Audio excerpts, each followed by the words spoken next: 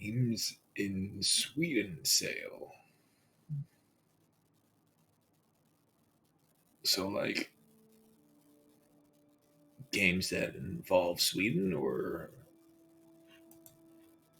oh well, look at it again later. God damn, it's cold.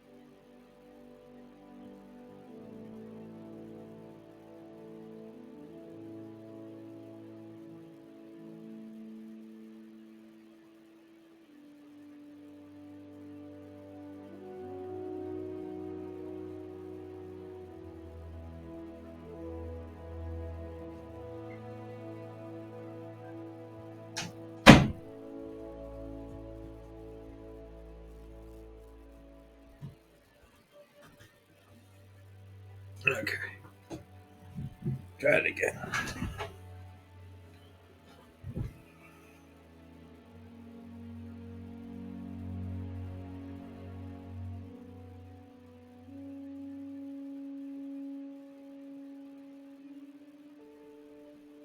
Okay, there's that one.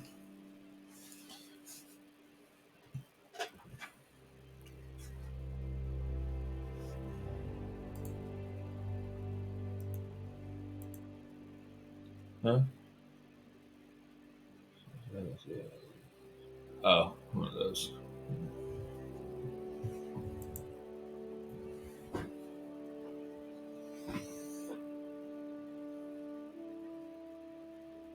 Uh, Come on. Switch over.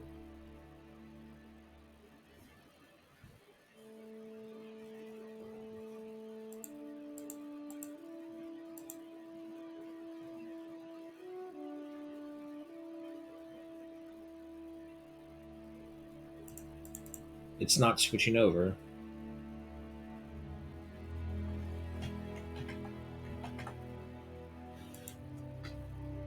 Okay, what about now?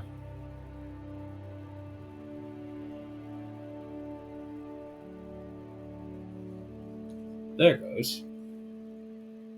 Now, of course, for the audio test. Wait, yeah, no, I don't have the volume up at all. Try again. There we go. All right. Oh. Oh. Hello, everybody. It is Tuesday, and we're back to it with some more Hunter Call the Wild. We are close to finishing up Rancho del Arroyo, and we'll soon be ready to move on to the next location. Hopefully, that's what I thought last time, but to be fair, though, we got Diamond Turkey last time, and that was fun. A total accident, too, was the main part. Hello, dog. Where's our mission taking us? Look for the area in the photograph. Okay. Now, if I'm right, this one is relatively easy. We just have to find like one of these little mystery places right here.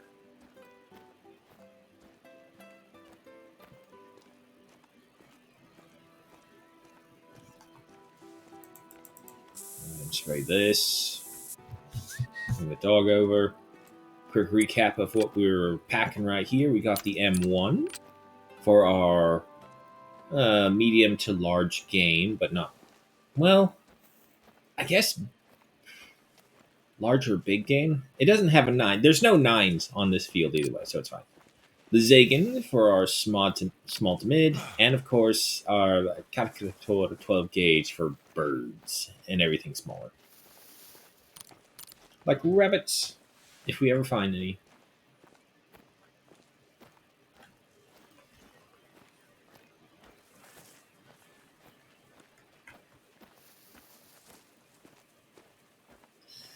Yeah, sorry about missing yesterday's stream. I had the pool guys had to come out. I had to make sure everything was going well, and I figured while they were doing that, I would get on some of the other projects that have been piling up.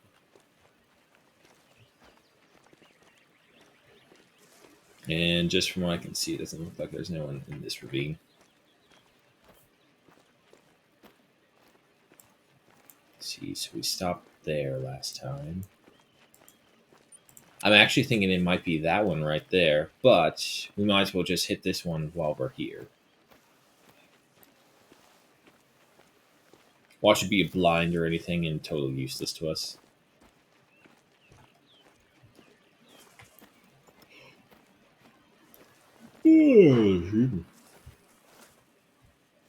It's a collared peccary. Those peccaries are super skittish. They're able to see us everywhere.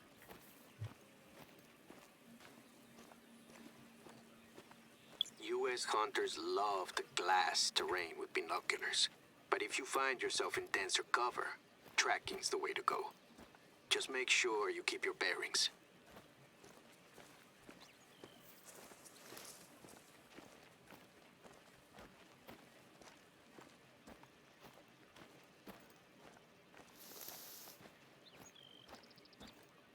No, relatively close spot right here.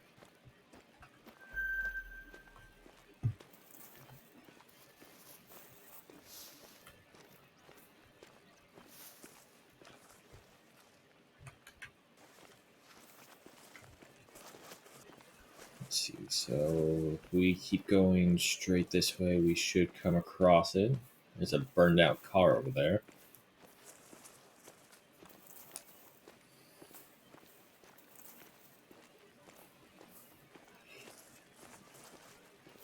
Yeah.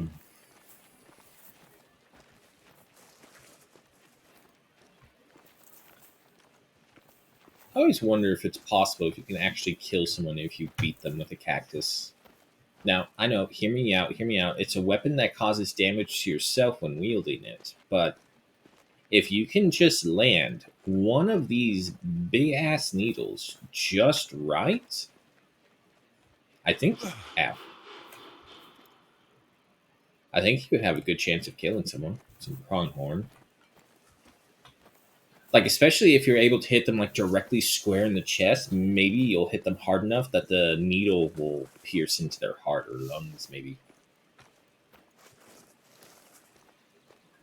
Or like, say you're messing on edge or cliffside, and you're messing around too much, you eventually fall over, and you land on a cactus.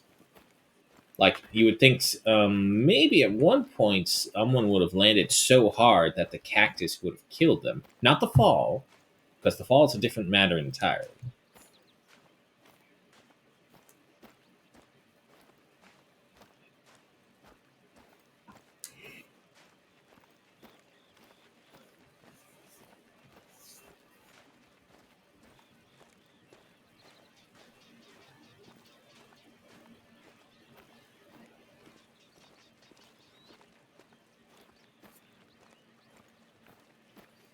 Yeah, I don't think this is the one.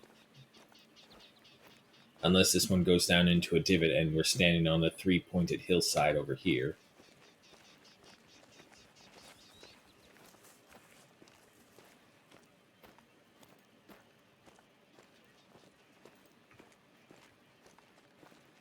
Ah, of course it's a blind.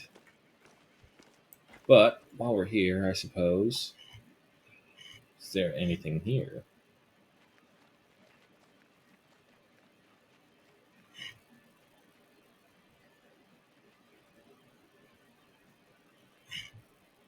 It's like it's zoomed in just too close for me. I just need like a quarter inch back from this zoom.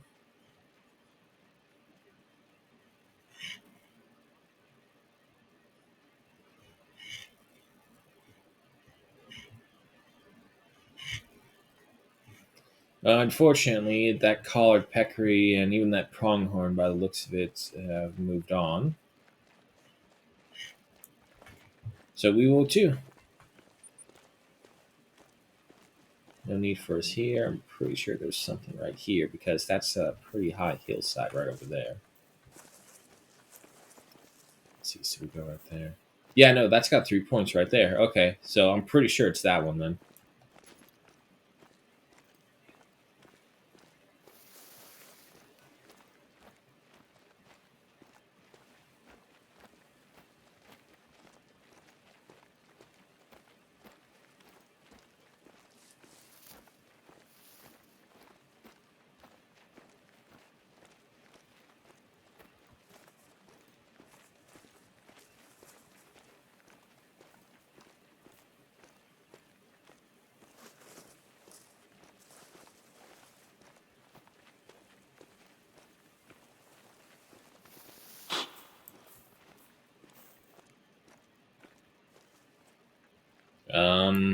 Well, I mean, unfortunately for pronghorns, we don't have a way to call them, and if I don't know where they are or how close they are, there's no point to stalking them. The wind's in our favor, sure, but we have no idea where they are. Maybe if we're lucky, we'll flush them out as we're passing by. Unless, of course, they do that right there. Show me something other than your ass. Come on.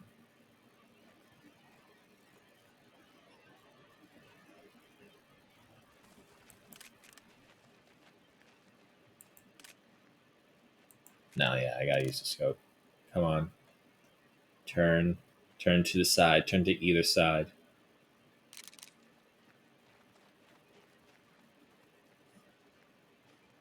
He still doesn't know we're here. Of course. Okay. Maybe we can sneak up on him.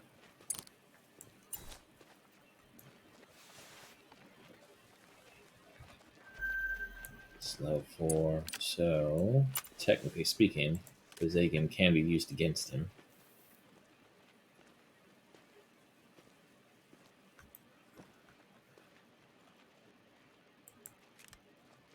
Where'd he go?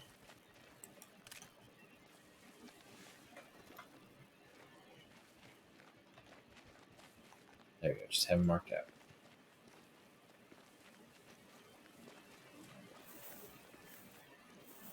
It's okay. Everything's calm. Just moving slowly but surely.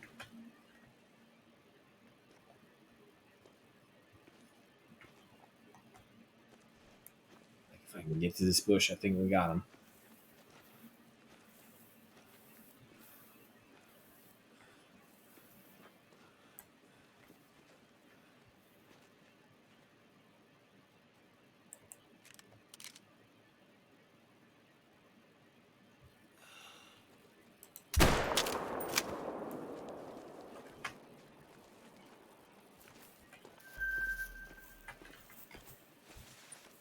Really? What? No organ hit at that close of a range? What?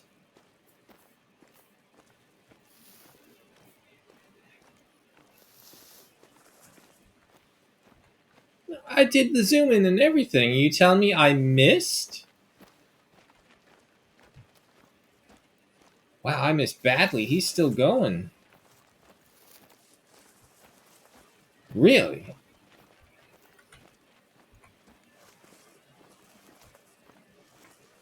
How did we miss that shot? That should have been a perfect double lung, especially that close, or at least one lung.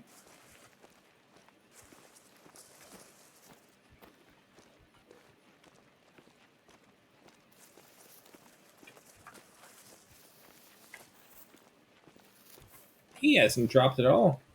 7,500.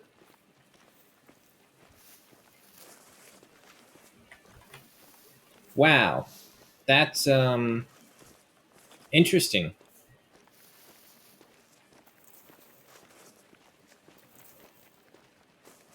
Well, you know what? You keep your little pronghorn self alive then. I'm gonna take a look at these. Nothing new, unfortunately. That's not what I meant to do. Yeah, no, he still hasn't dropped.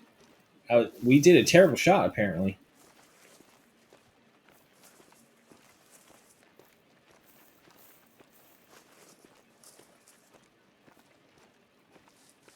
I mean, like, I can't think of it. I mean, unless we were so close that even putting it to 75 wouldn't have mattered. The only thing I can think of.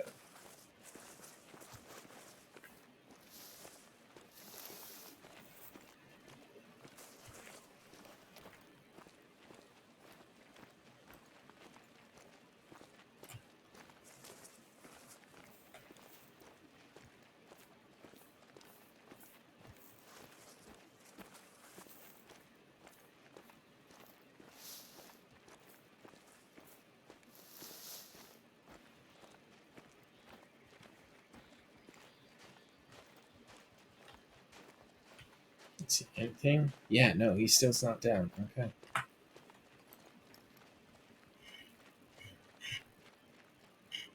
And it may be too far into the midday. Oh, yeah, it's just about noon, so way too hot to be out here in the Sand Gorge.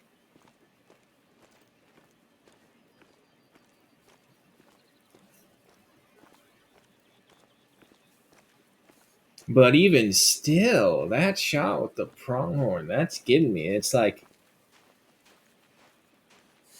because at minimum, I know I was aiming for a lung, the right lung.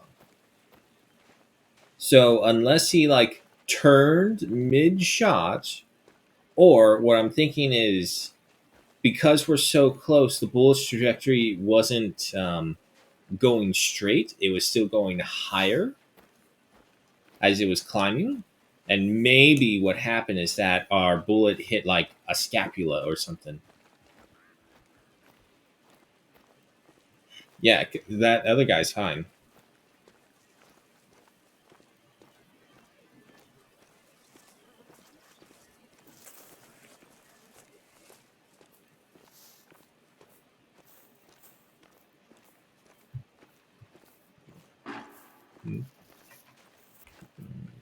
peccary. Yeah, see, the problem is with peccaries is all like they'll see you way sooner than you'll ever see them. And that's if they even do see you. They may just smell you and be like, "Ugh, it smells like human here. We should leave."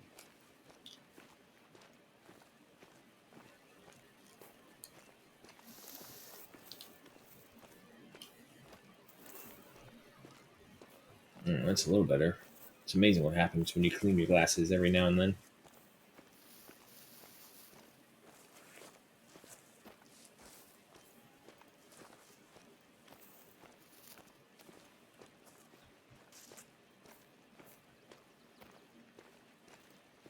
But yeah, I'm just looking at some of these things and just thinking, it's like, damn, you fall face first into these things. That's not going to be a good time.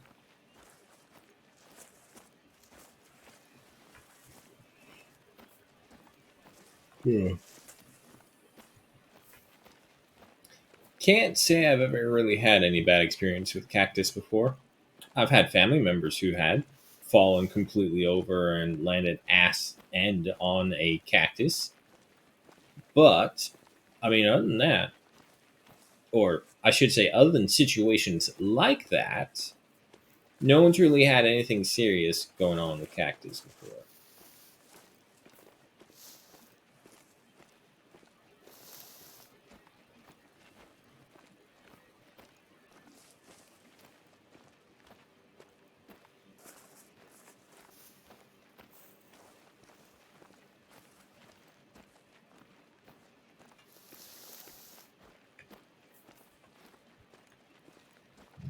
Pig heading that way. What the hell? Okay. It's another tear in the map.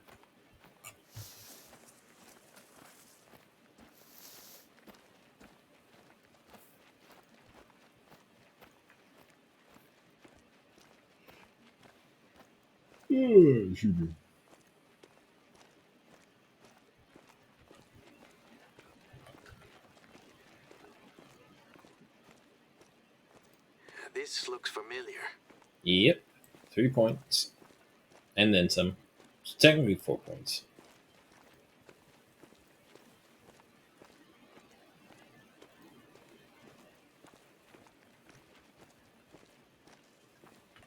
Call it peccary running from us again. We can never get the drop on those guys.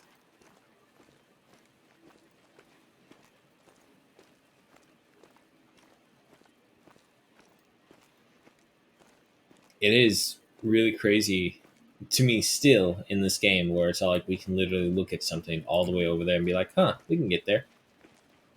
And you can see already as well that the entire terrain kind of just changes almost immediately right there. Not immediately, but close enough.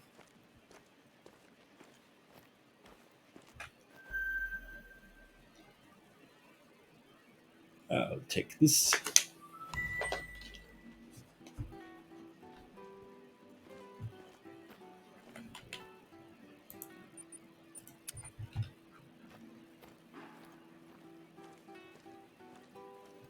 Get something in here.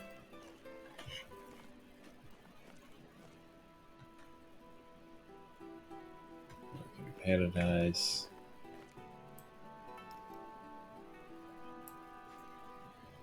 It kind of looks like a Teaura map right there.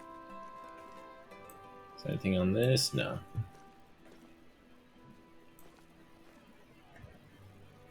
IPR deterrent labels. Legal confirmation. What does that say? CCP. A bunch of numbers. And this one is The Hunter, the book series. Okay. Doesn't look like what we're here for is here. If I'm right, it was somewhere, I assume, near probably the base of these then?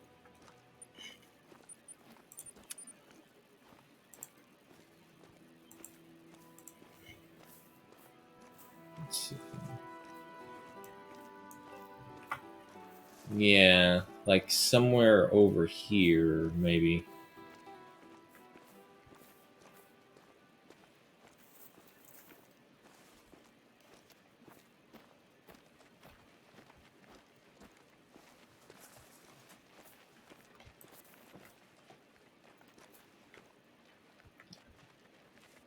There's the female. Wait. There's another female. Female. Nah, they're all running.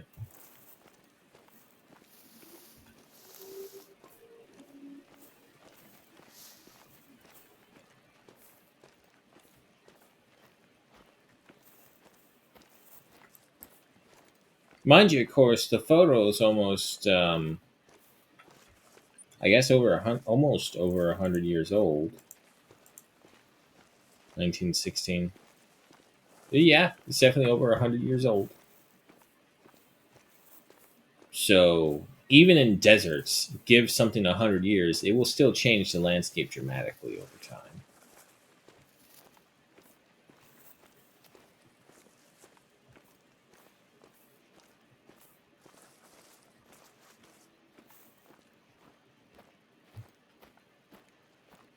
Hmm.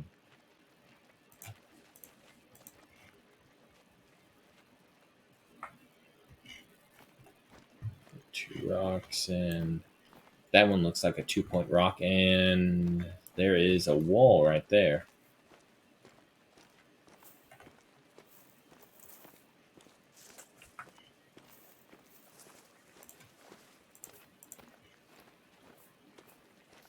Two points, a gap with a rock face going that way. There's a cactus right there.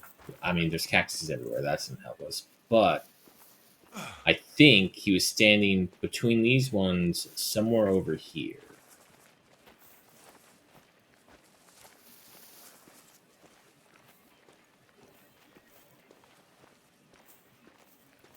I mean, in a way, you can almost kind of see a path right here. I don't know if that's me, my gamer brain filling in the gaps in between, but it looks like there's a path worn down right here. That's just been overgrown partially. It's our pronghorn, I believe, right? Yep.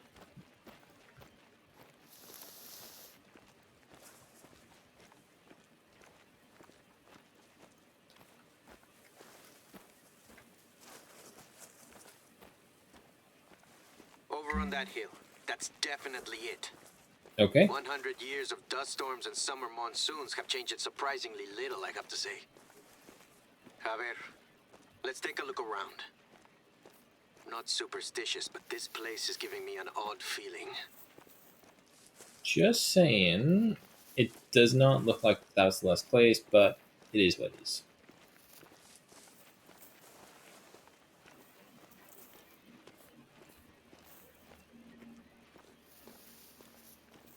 I wonder if I'll get to a point where I've done these missions so many times that I can literally just walk towards them.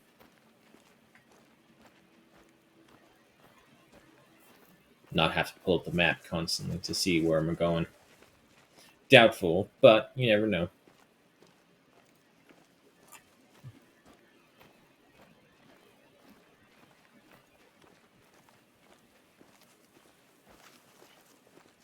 Got a good resting spot right here. Let's see. En la mañana del cuerpo una diaga me mentió sin saber porque. Is that P or an O? Or is that an N? I can't tell what that letter is. You know what? Hang on. Let's pick it up. Maybe a little. This frame doesn't look all Ah. that old. Let me try to translate. Someone plunged a knife deep in my side. Did he know why? I don't know why. Maybe he knew. I never knew. Ay, Dios. I recognize this. Let me think. That novel about the revolution. Los de Abajo, the underdogs. It was Javier's favorite. This looks like it's been torn straight out of it. And the frame was probably placed here a lot more recently than the grave marker was erected. He wanted us to find this. Maybe there's a clue in the book itself.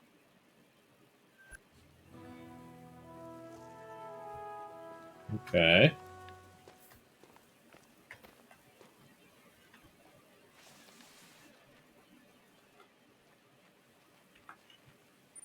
So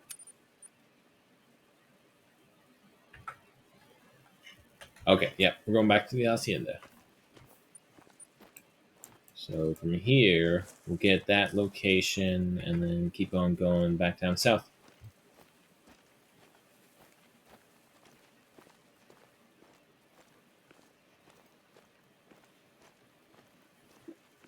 Excuse me.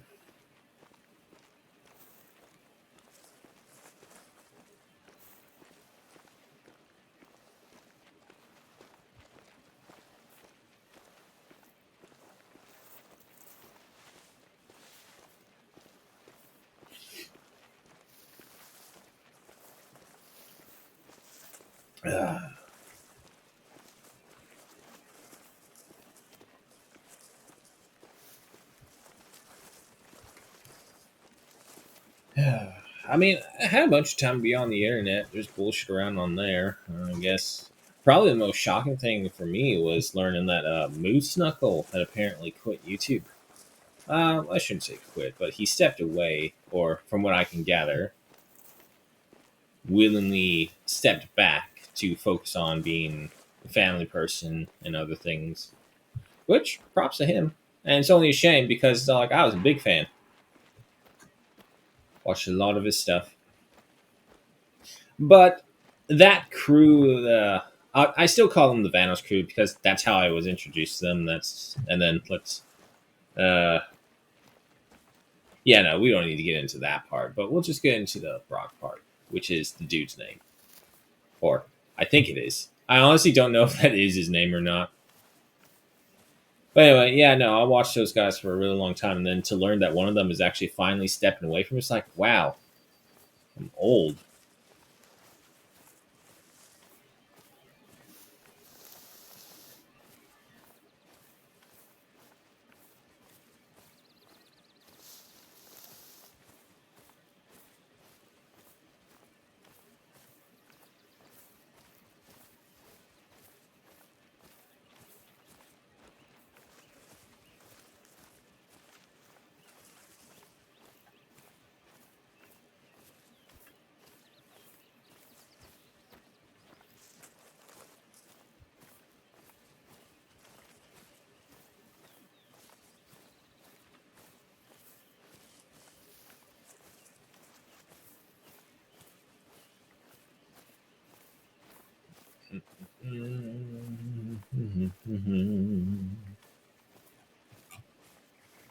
I mean, aside from that, oh shit, I missed the thing entirely. I thought we had more to go. I'm about to say, it's all like, this is tower. It shouldn't have been this far.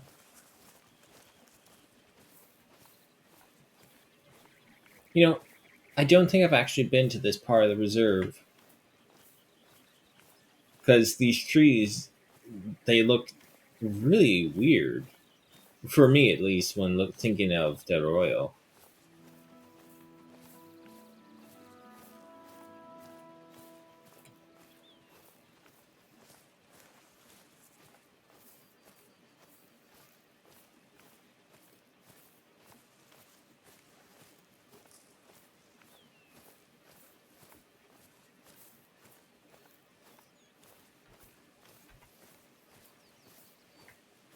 Right through this thicket, we should be finding the tower. I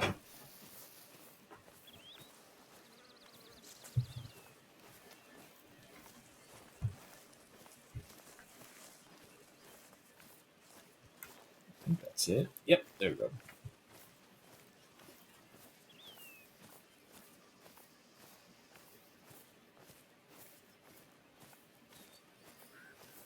Hmm.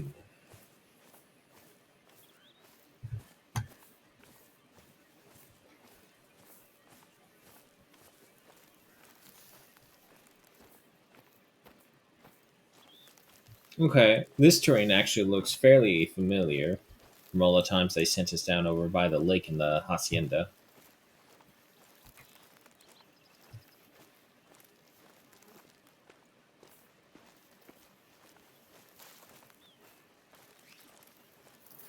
I mean, that usually is how it is. The It kind of just feels like the terrain basically has like a terrain sprayer that when they're designing the areas, and it will randomize everything in the area. However, the difference is height, um, zonal height, and oh wow, look at this! This is a big open field right here. And also, if there's like any lore for the certain area, like obviously with the hacienda, it's cattle grazing ground, so a lot of the territory is going to be flat, open lands.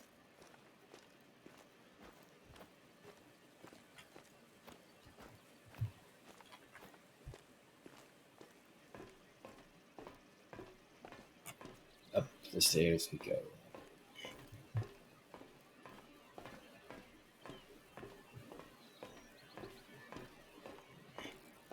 Again, what I wouldn't give to have the physique of the hunter, just to be able to do all of this, no problem whatsoever. Oh man, you just came through a cactus covered hillside with razor rocks and all sorts of terrible other things. Well, just go ahead and climb these 4 flights of stairs right here to a watchtower, and then go back down them right away immediately afterwards.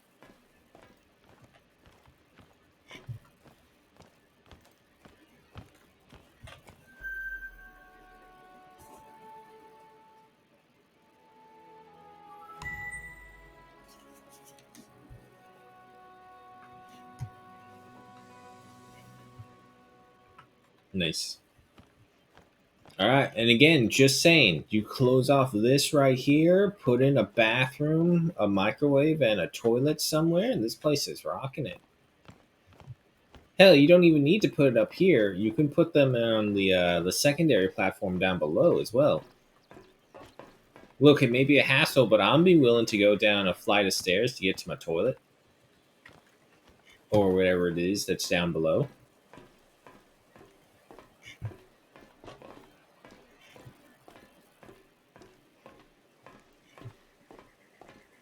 I'll fucking find plywood or whatever I can and just kind of put around the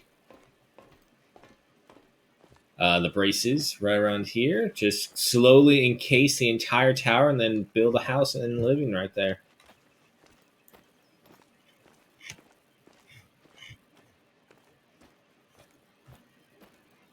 Yeah, middle of the day, so I didn't expect anything to be out in the open.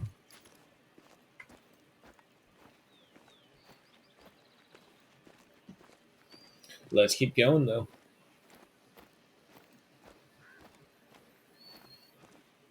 It's almost weird in a way because you can do this. You can literally tap the auto walk button, then just keep on going, especially if you know you're in an open area.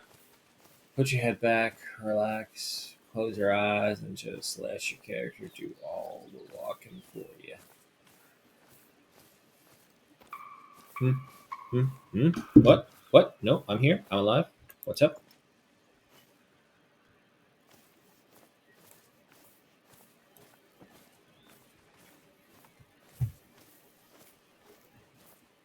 I mean, I don't see him. Sounded really close.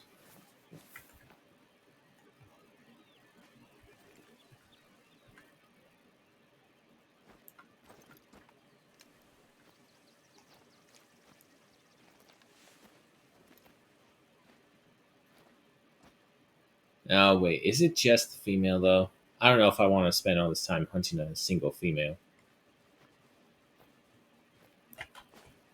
Rest in. Is there a rest area over there? It doesn't say. But usually, where there's one turkey, there are more. It's like sitting right behind there. Um, if I knew there were other turkeys, maybe.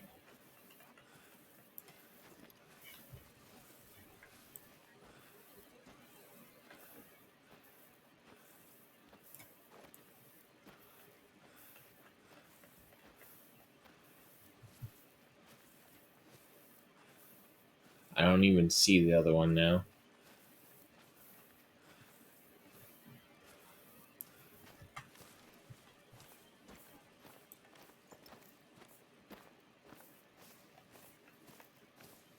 Yeah, no, I think it's just that one turkey. Which, if that's the case, I know. You don't like me here. You don't like me here.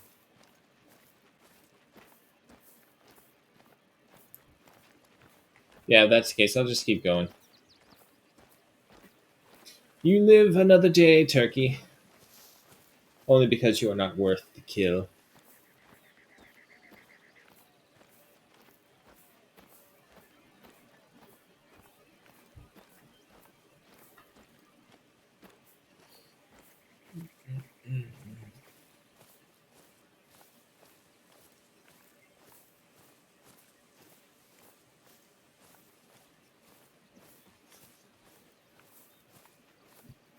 The wind, unfortunately, is no longer in our favor. Yes, spray those eyes.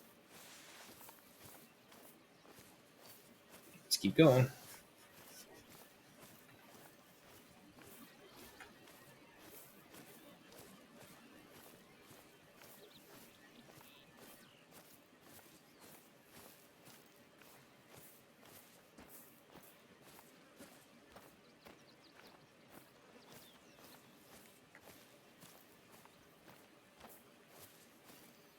At least we never have to worry about snakes.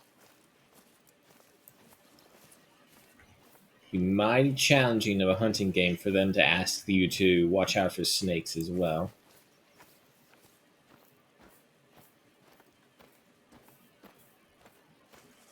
Ah, coyote.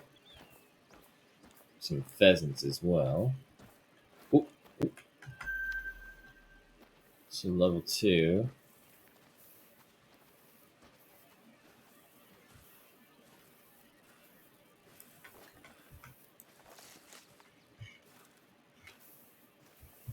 Is it just you, though? No, it's not. There's another one over there. Let's see, sitting at 185. If I can get to that little cusp right there, maybe I can call him in.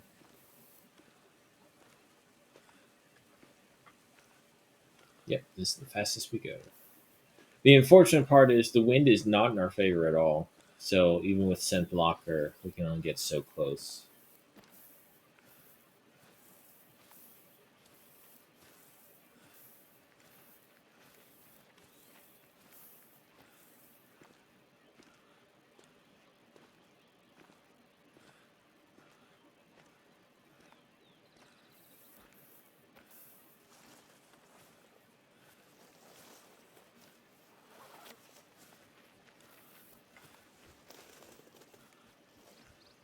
Come on.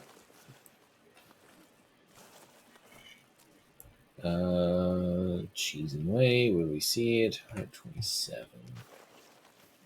It's not as close as I would like it to be. It's a female. There's the male. So he's the target. If we can get to him. Again, it's going to be a little difficult with the wind acting against us.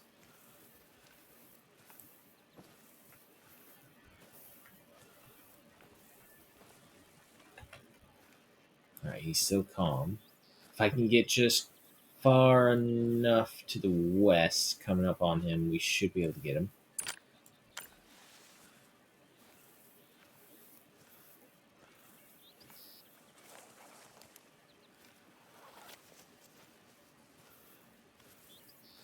Saying right here. Maybe.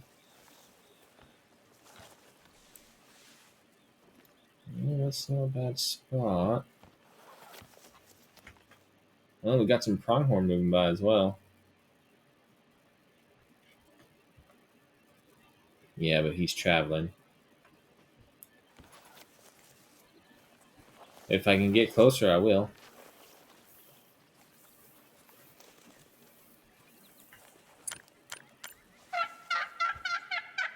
Cool, okay. Dog says we're in critical position.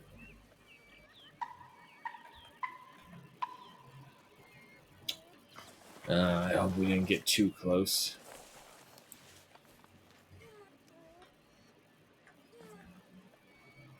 Now they're fleeing.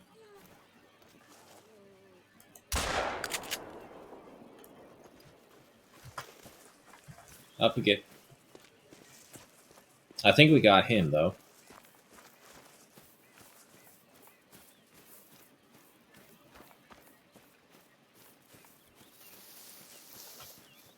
Yeah, we did get him. Alright, any other turkeys?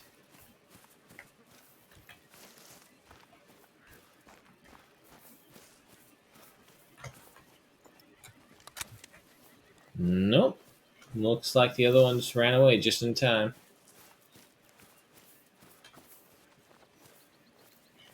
Okay, let's go get a turkey.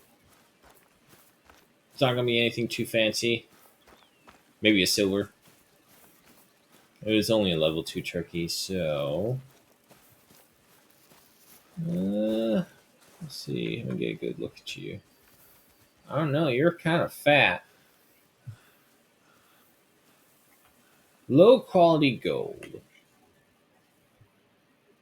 10.03 kilograms at a 4. Oh no, he was a high quality gold. Look at that. He was really close to being a diamond. You could tell by how fat he was. Look at him. He's got some meat in it, turkey breast on him. Gold sampage for 1216 cash.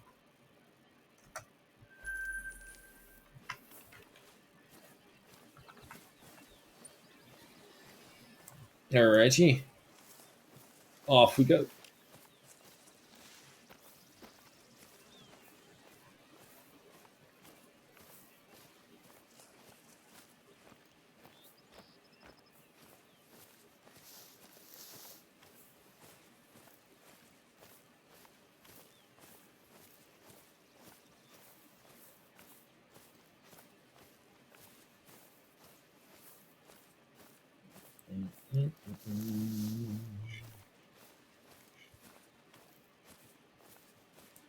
Hmm?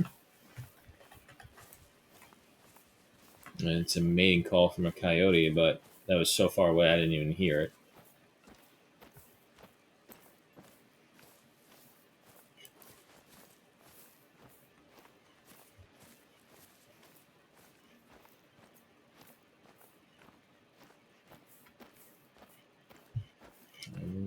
Looks like nothing that I can see.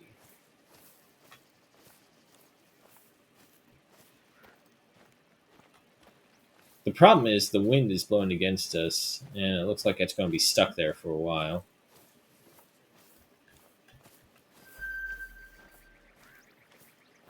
Pheasant eating area. Okay, that makes sense. Nice open ground.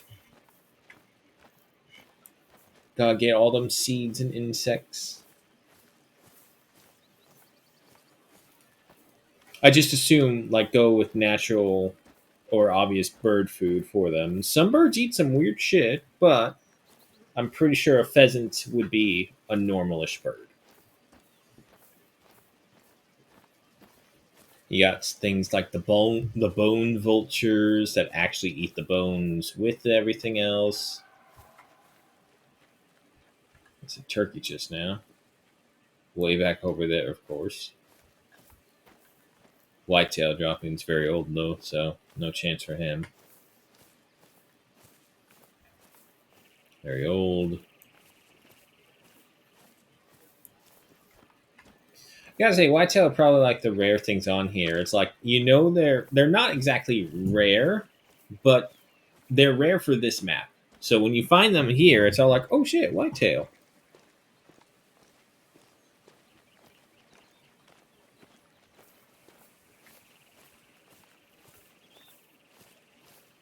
Yeah, sugar.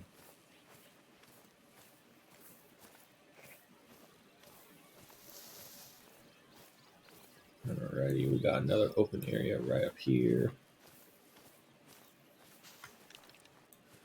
Let's just take a quick second of glass. Oh, hello.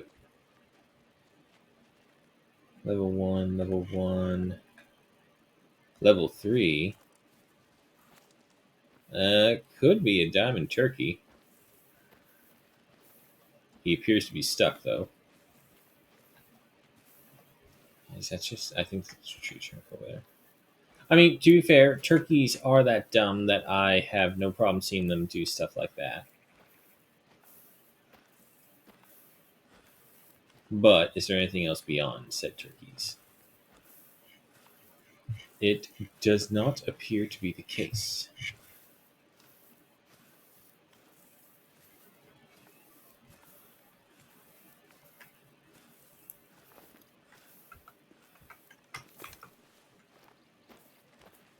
Well, he's too far away right now. Let's see if we can get closer.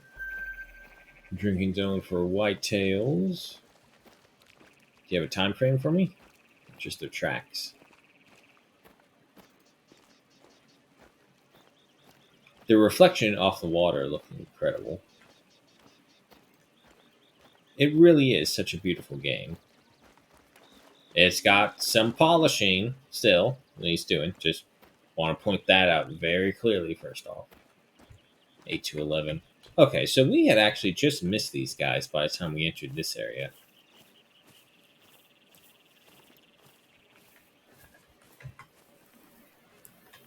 He's still doing his thing.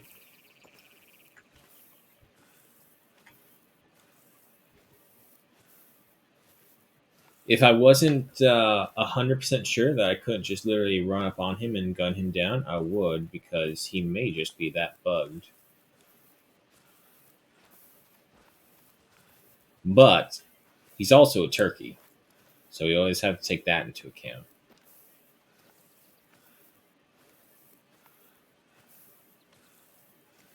That's why I think before, like, and I mean way before, we're talking World War II era, I believe, going on to Vietnam, Korean era. It's kind of weird how I describe the eras of America through the eras of the warfare that we've had.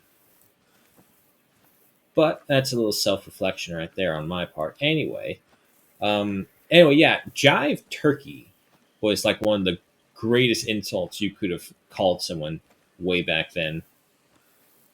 Essentially, it just means a fancy way of saying you're a liar by calling someone a jive turkey, as far as I am to understand it.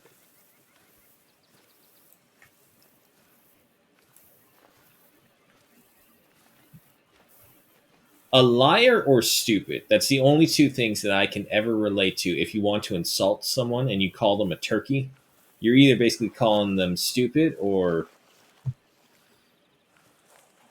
a liar.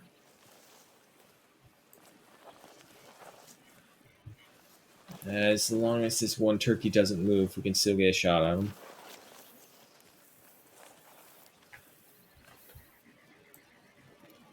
Oh boy, one of them's fleeing. I hope that doesn't trigger the other one.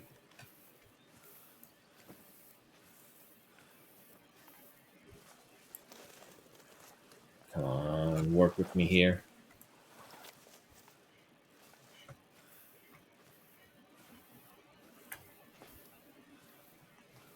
Let's get the shotgun out just in case.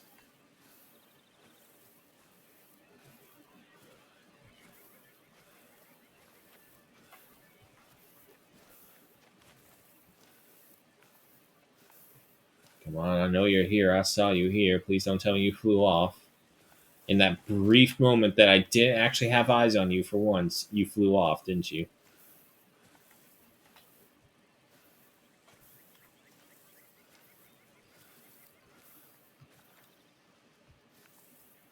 God damn it, I think he did fly off.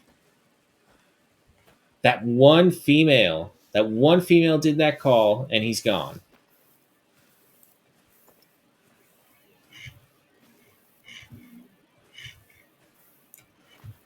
Well, that sucks.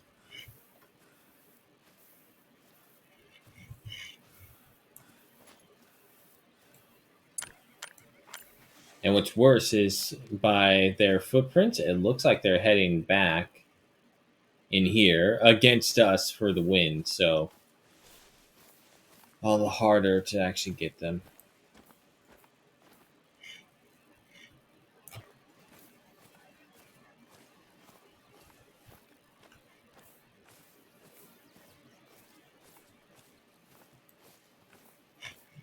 All because that one female sounded the alarm.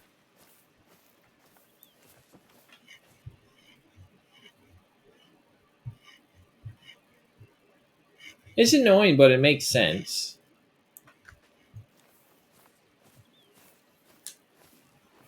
Most of the time, it's not usually the animal that you yourself are weird. Anyway, not the one you yourself are hunting, but it's an animal who's nearby the other animal who usually is what catches you. Because while you're all making sure they're not looking at you, Jeffrey over to the side is looking directly at you as you just get closer and closer.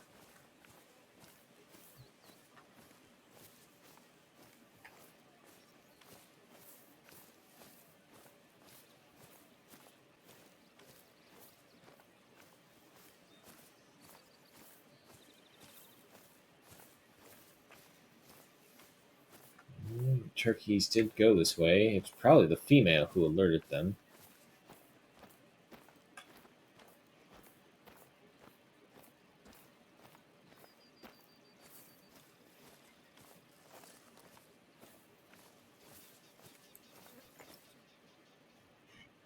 But with such heavy underbrush, it's really hard to see.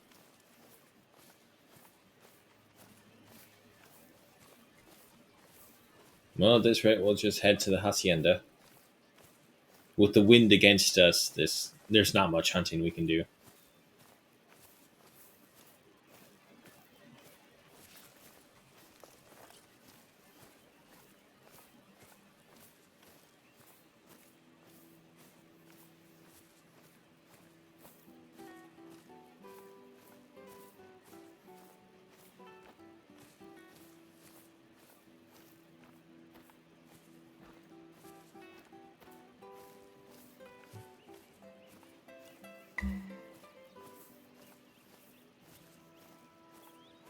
The study's next to the room you're staying in. The furniture in there is uncovered. I was actually planning on moving most of it out to make it into a second guest bedroom. Any day now. Well, it's probably for the best. Because this time you're definitely not going to be able to avoid rifling through things. Nah, Mom will forgive me. I hope.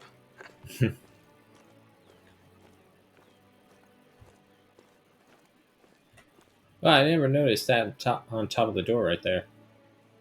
It's really nice design. Also, I'm curious, is there like actual window pane glass between these things, or is it just like an open wrought iron window? I don't know how I feel about that. If there was glass in between it, yeah, sure, no, totally go for it.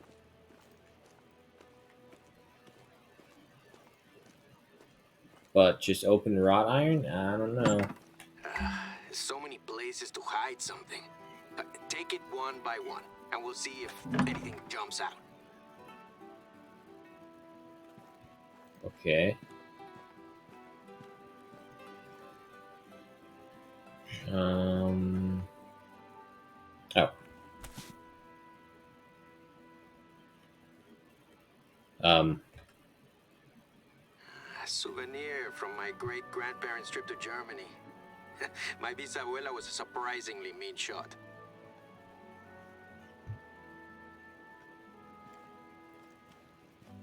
It's just one of those things where we go around and fight things. The hell? Little troll. These trolls, they're a good deal less scary in miniature, no?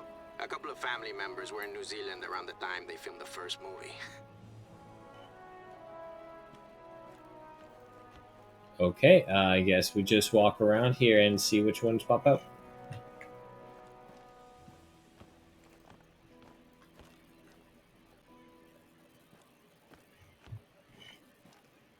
Okay.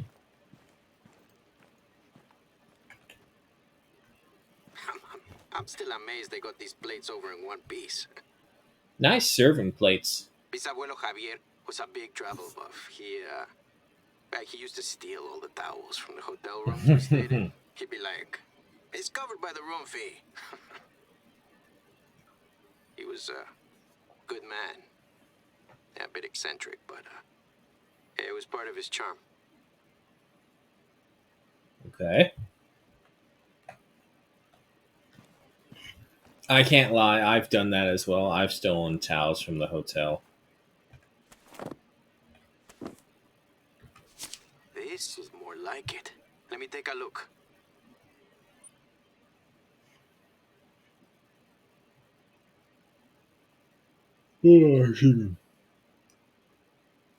Okay, he's not going to read. I'll read it. Soto's son missing, last seen grazing cattle. Fighting erupts on Rancho del Arroyo. Raul Soto de Bosque, second son of Manuel Soto Campos, the proprietor of the Rancho del Arroyo hacienda, has been reported missing. The 19-year-old was last seen by his elder brother Javier as they brought cattle to graze on their typical route along the eponymous arroyo several weeks previous. Senor Soto recovered a white neckerchief he believes belongs to his brother from his desert a week later and is hopeful that he will be found alive. The Soto family has offered a handsome reward to the public for any information on the young man's whereabouts. Speaking from the family's apartments in Hermosillo, the Soto patriarch appealed to his son to give up any revolutionary aspirations he may harbor and come home. So, wait, is he missing or did he go to be a revolutionary? He also made a plea for the end of hostilities in the region. Continuing political unrest has left its mark on the hacienda, with Felista's troops attacking nearby villages under the control of the Constitutional Army and violence spilling over into what has been a hitherto largely unaffected pocket of Sonora. A spat of disappearance of U.S. Americans in the region has also caused diplomatic uh, consternation. Read more about this on page 4. Raul Soto del Bosque. Raul Soto. R.S. Javier's little brother. Of course. I should have known. I've heard the stories a million times. They never found his body. Raul was a bit of a hothead, if you'd believe the reputation he had. A young intellectual. You know the type. And Javier was the last person to see him alive. But did he go join the Villistas? Or maybe he had a target on his back. Us Sotos were a pretty influential family around here before the revolution. Javier and Raul's dad would have had the ear of the local cacique, the mayor in the pocket of the federal government. Favors for favors, you know. But then, everything was shook up. I heard that when they reported the disappearance, the police, or what was left of them around that time, practically laughed in their faces. They knew Raul better than his own family. Said he was probably out fighting with some bandits. But then why would he leave his shotgun behind? And how did it end up in that logbook 6 feet under the ground? We're clearly not done with this mystery yet, but at least we know the major players now. Let's see if there are any clues in the book. I feel like I've missed some parts of this storyline because I don't remember it going this much Let's further head back to the along. Casa Grande one last time. I think we're close to wrapping this up.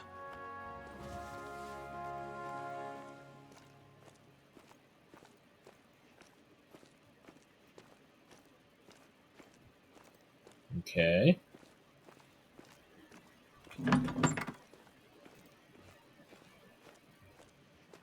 Um, Hey, you remember where the bookcase there is, you right? go. Okay. I mean, there's several bookcases, man.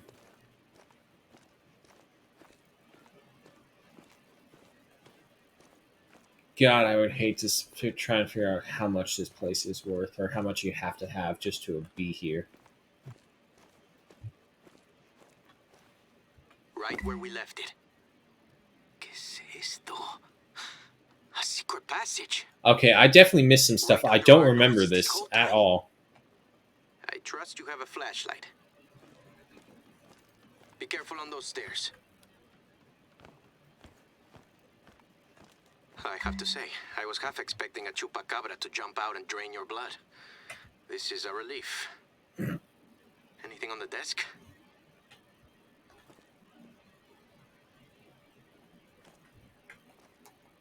That's mighty TNT-ish looking right there.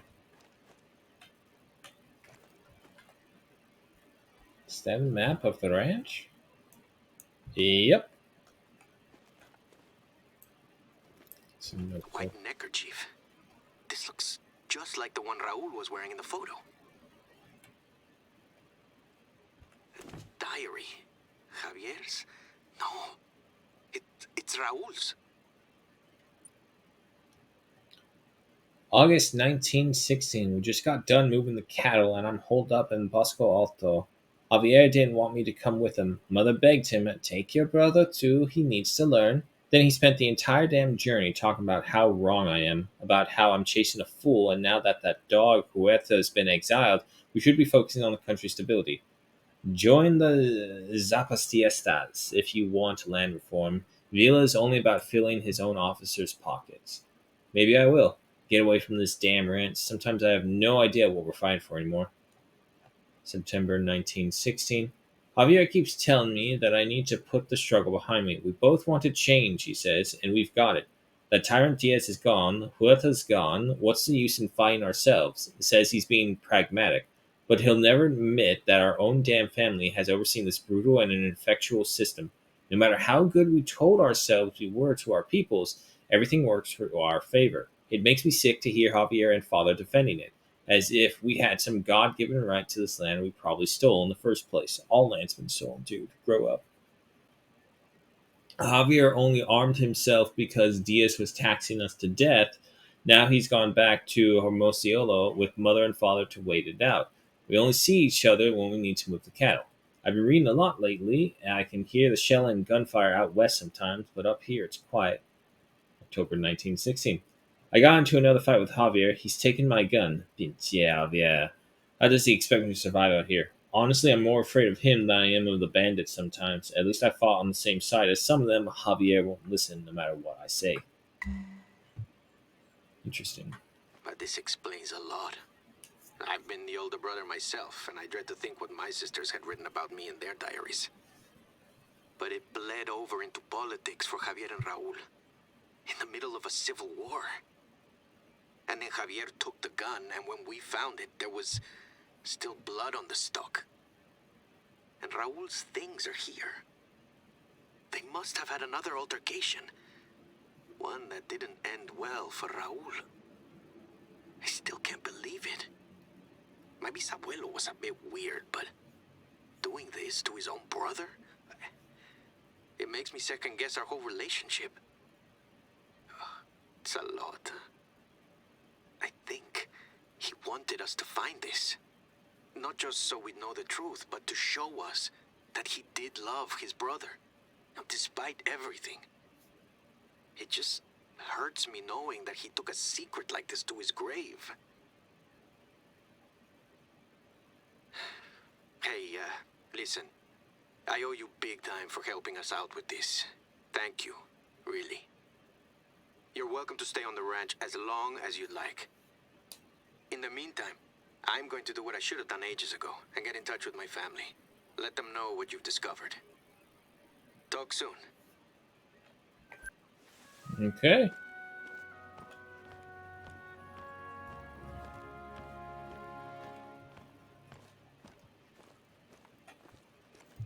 I honestly don't remember the secret passage at all. I could have sworn this mission ended when we had found his grave and we found another piece of evidence and be like, oh, this is what happened to so and so. So this is what we do. Okay, but with that, we have to wait until the mission's done. The wind is blowing southeasterly, so northwesterly. If we head that way, which unfortunately just goes back over the area we had before, but northeasterly works just as well. And we haven't been that way, so you know what? We'll head northeast.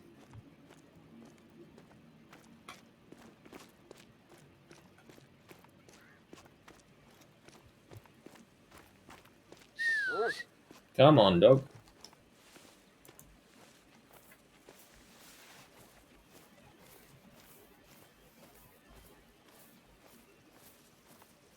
See what we can find.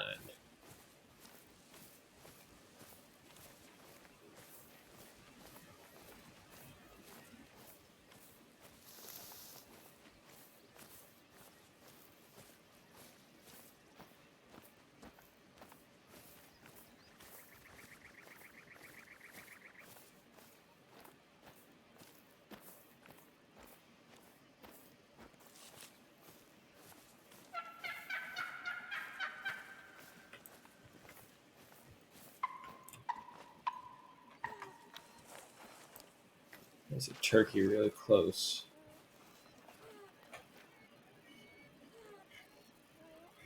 Dog, I know I'm gonna startle him, but I have no idea where he even is.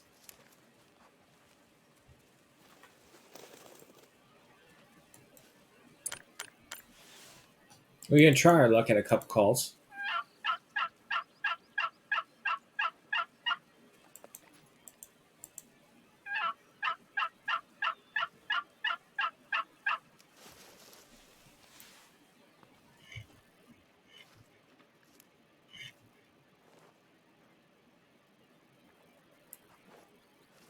We'll give that a hot minute, see if anyone takes the bait.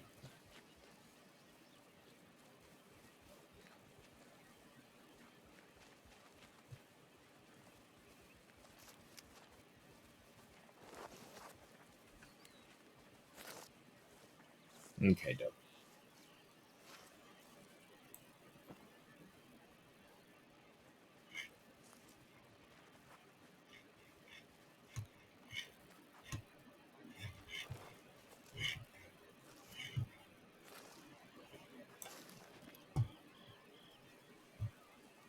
That one turkey may have already gone.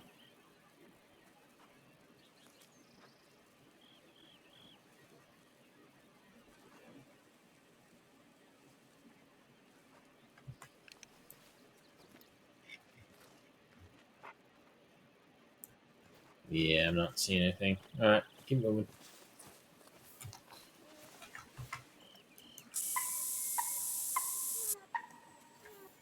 I can't see anything. And I'm not getting a triangulation either, but there's a turkey right there.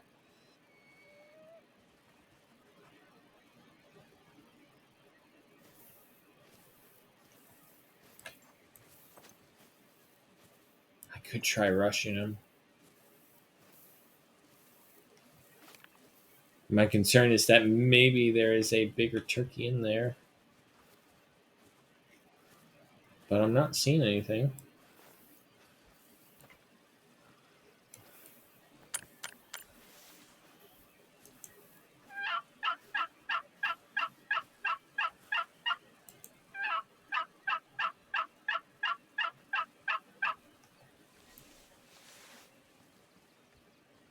Okay. No, it looks like it's bringing them in.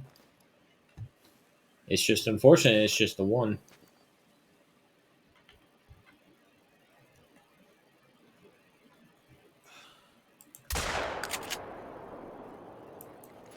Oh, I see you. I see you.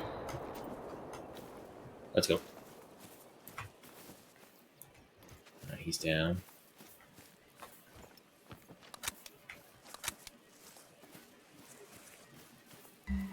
I think it was just those two. Hey, ¿qué onda? I hope you're keeping yourself busy. Nothing too big. I just got off the phone with my mom. I told her about the changes we've been making here and what we found.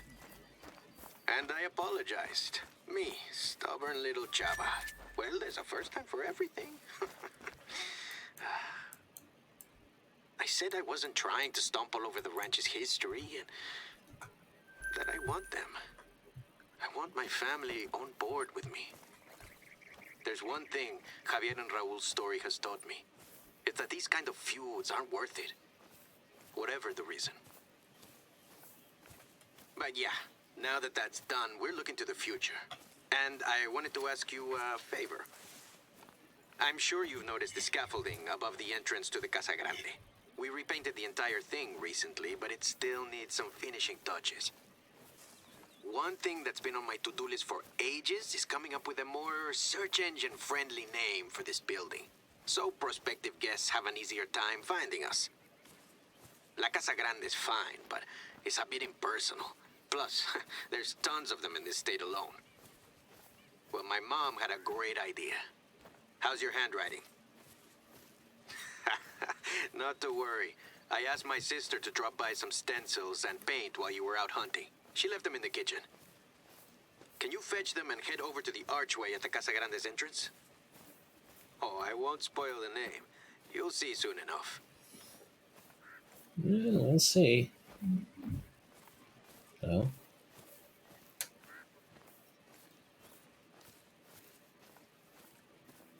Someone moved a chair out there.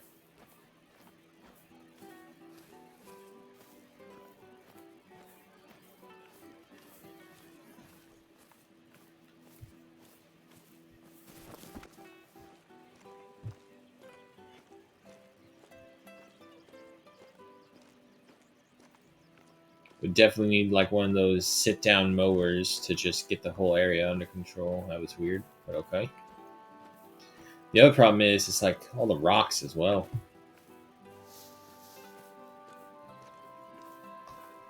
But see, me, I would be like the kid who would be going through the field, gathering up all the rocks, and then creating my own impromptu little rock wall as a barrier. Yeah, but then you got things like these as well. No, wait, sense was first.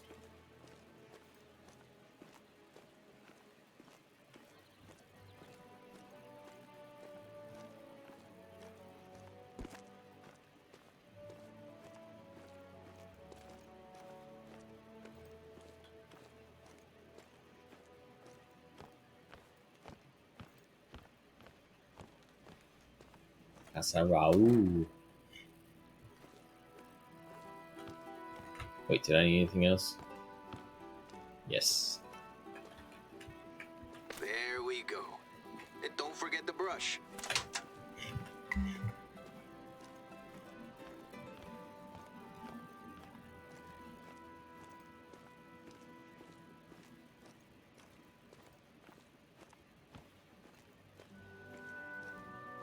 Excuse me.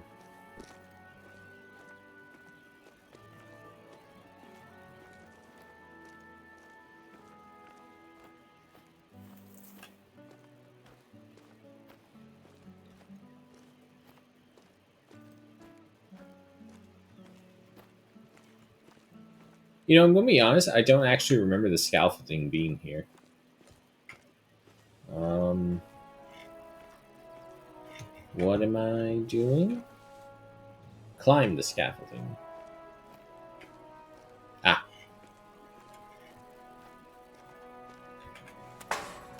Steady now.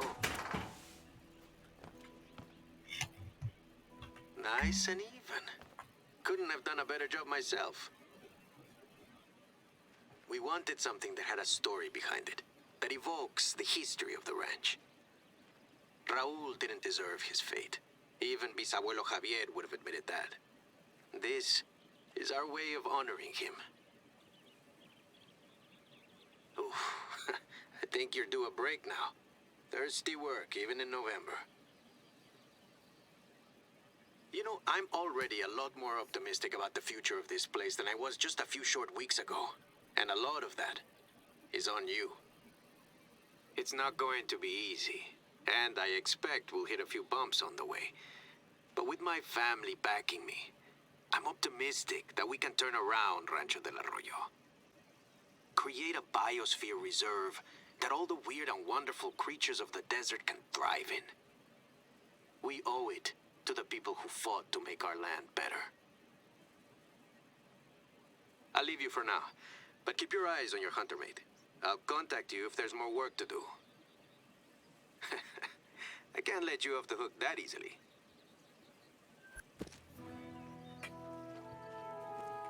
alrighty. I do believe we've just finished up the main missions of the ranch. Casa Raul. Alright, so before we head off to the next reserve, let's do a quick stock up. How much money I got? 45,000. That's not a lot. It sounds like a lot, but it's not. Okay. The good thing is, if we're going to, hang on, actually, let me just go ahead and look at that right now. So we did Emerald Coast, New England, River Tulia, Mississippi, Rancho. Along the lines, it's Teotihuacan. That's next. Okay. Teotihuacan doesn't really have any big game, so no nines. At least I don't think. I think the most they got is the red deer. That's not true. They do have a moose.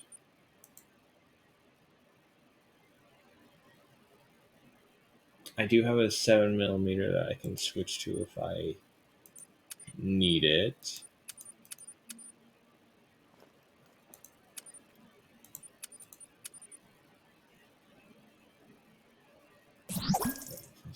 It's a follow I hear from Masao 12345. Thank you so much for that.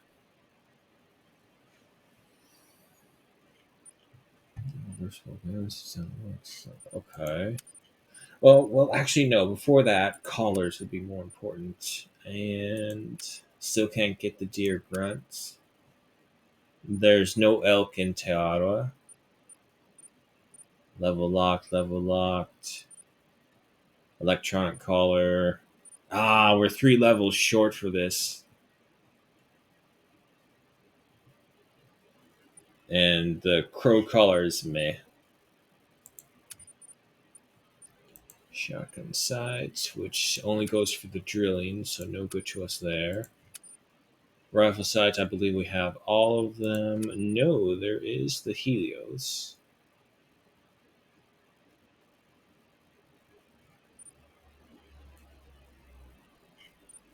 Oh, I think I skipped the scope. That's why I'm getting confused by these.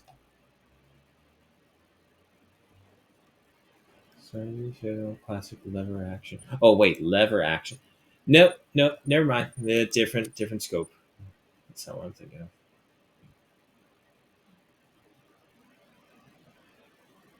Yeah, no, I think we're doing pretty good. We got a 6 round shotgun, which is all that I really needed from here anymore. So I don't need that. I don't need that. How are we doing on storage? 74, 167. That's a lot of bullets, so we're good there.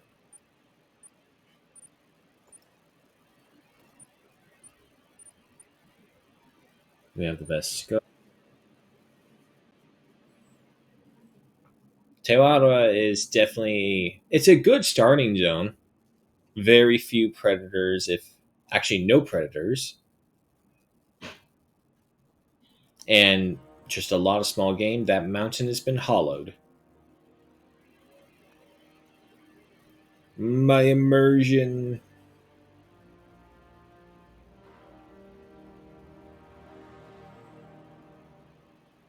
Game, come on.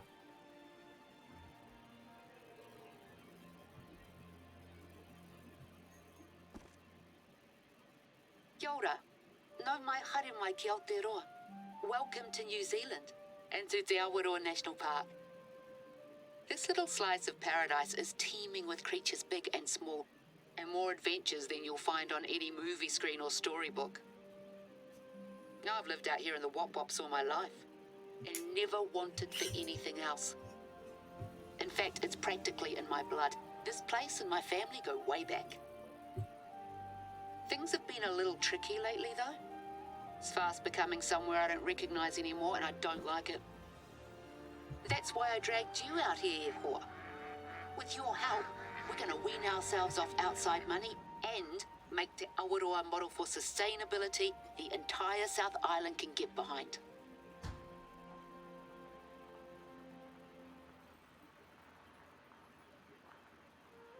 Wait. What?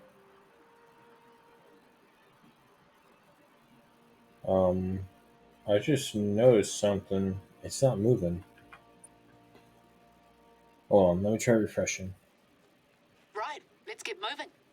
Glad to see you've Okay, arrived there in it one goes. piece. Josh is my nephew. He just got his license, and I swear that kid spends more time with his hands on the radio dials than on the steering wheel. I hope he didn't talk your ear off. I've had to rely on him a lot lately since my legs started acting up again. I was planning to head out and meet you today, but here I am at home, propped up on 5 kinds of pillows. Doctor's orders. Anyway, that's enough chit-chat from me. I think I missed that. Head over to the outpost marked on your hunter mate and let's get you started. I thought I saw an early kill and I went for it. Now, of course, everything else around us is gone. I hope you had a chance to spend some quality time on your own before I rang you up. Your mate, Alejandra, said the two of you were here on holiday? She had nothing but praise for you, by the way. Said you almost single-handedly turned things around for her in Cuatro Colinas.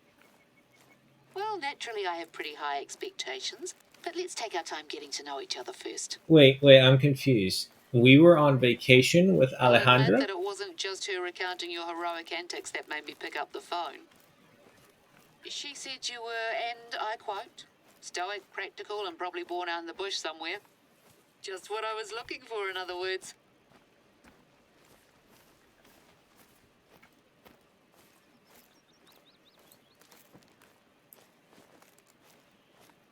Unfortunately, the ground is, I wouldn't say unfortunately, it just says weirdly, I should say, a different color than desert.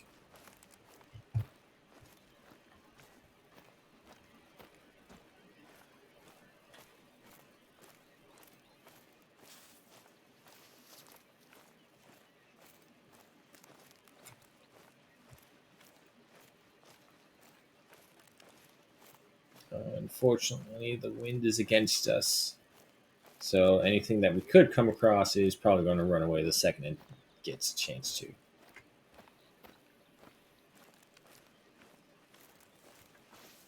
Oh, look at that. Turkeys. A wild turkey population of descendants of runaways from nearby farms. Unlike in the States, there are few natural predators out here. Local hunters don't go for them, so they're yours for the taking.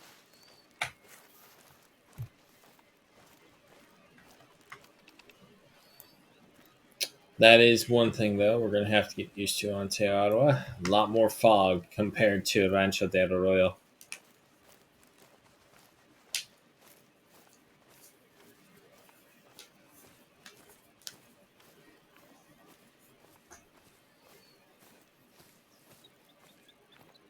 Damn it, being in this place wants to make me watch Lord of the Rings. I can't help it. I don't know why it's so. I mean, I know why it's so appealing, but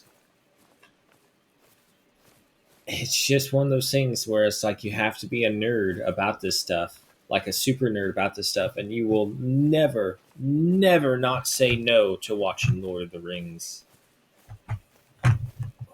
Cable management. Come on. There you go. No, above.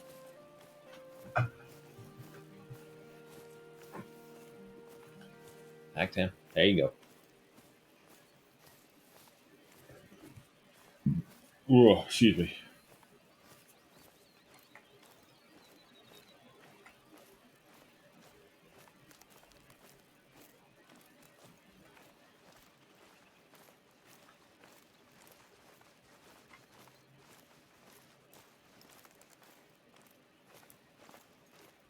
Well, at least the wind is shifting just a little bit. Where are we going? Apparently, there's a spot right over here.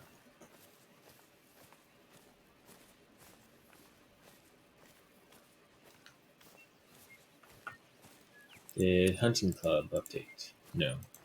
Hunting Dog? Still got a ways to go, but I mean, it's already level 30.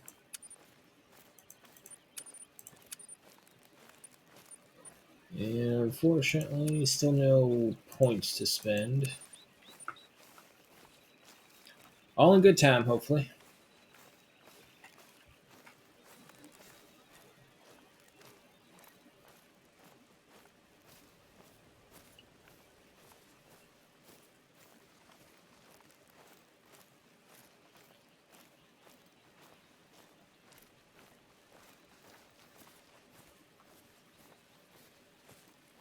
One thing that's got to be terrible about this place, though, just saying, is bugs. I could just see that this is an environment that would have so many mosquitoes in it.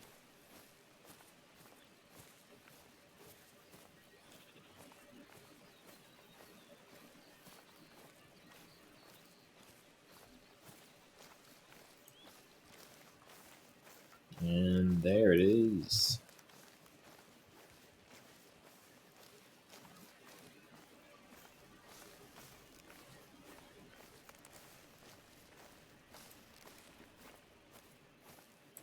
Not far now.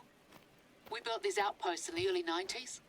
They got the works, repurposed materials, solar roofs, rainwater tanks. That was back when people used to just call you a hippie. Now everything's sustainable, clean, green, eco-friendly. Hippies? Ha! Try trailblazers.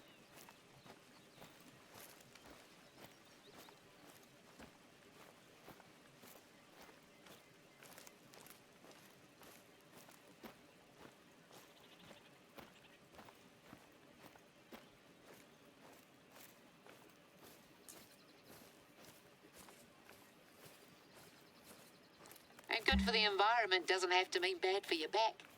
It's pretty cozy inside. Go on, take a look. Well, now hold on, hold your horses.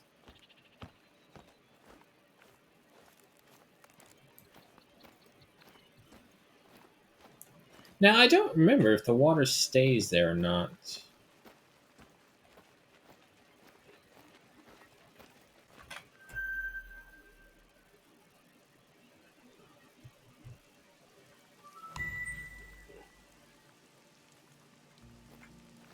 Wow, you telling me you can power everything in there with only 6 panels? To be fair, the homes that I worked on much bigger. See, we got company. Hello there. Josh is doing the brat. I told him to leave things be, but I guess he couldn't resist. Anyway, maybe it's just as well you get used to it. I'll fill you in later. Right, mate? See that camera on the table? Strap it to your chest and let me explain what exactly you're here for. There's a lookout tower not far away, so you can head up there and get a sense of the place while I flap my gums. Before that, I need to go to the bathroom. I'll be right back.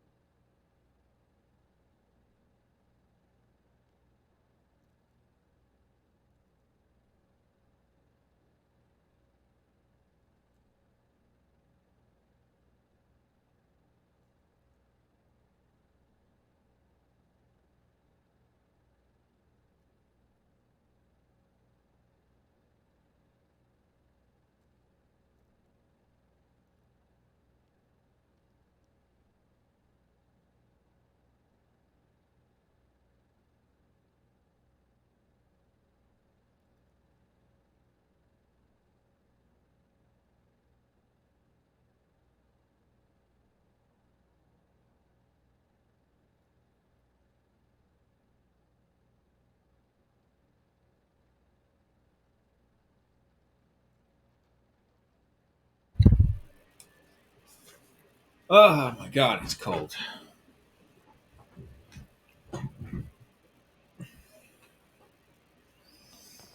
Okay, where were we? Nice and tight now. Wouldn't want it coming off right when you've got a shot lined up.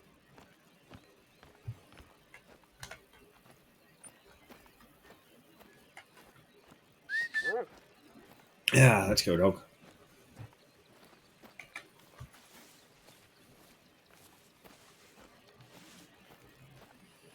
Also, this is the only map that explains how exactly the person in the radio is actually seeing things as well.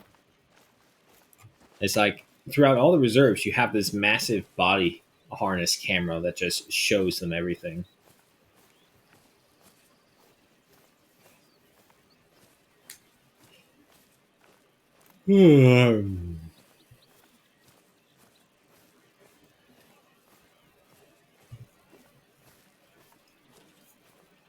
Well, we'll see if we'll find anything.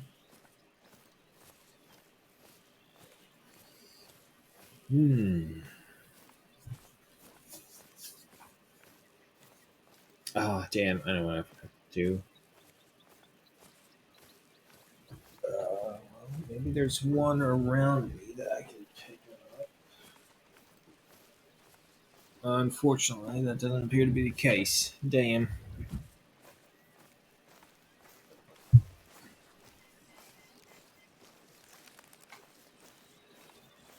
Oh,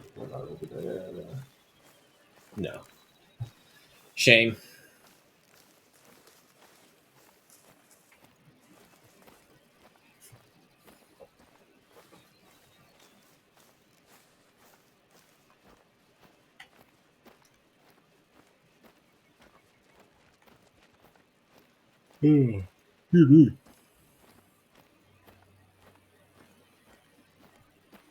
So I wonder if anyone has purposely tried to harvest a diamond while going on to this mission, because I know she has different reactions if you get silver, gold, or uh, bronze. Even I don't know if you get a nothing score talk, but how she talks to you will depend on how well you do on that one hunt. Sun's coming out.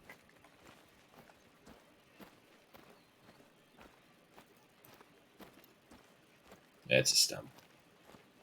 Further along, we got nothing.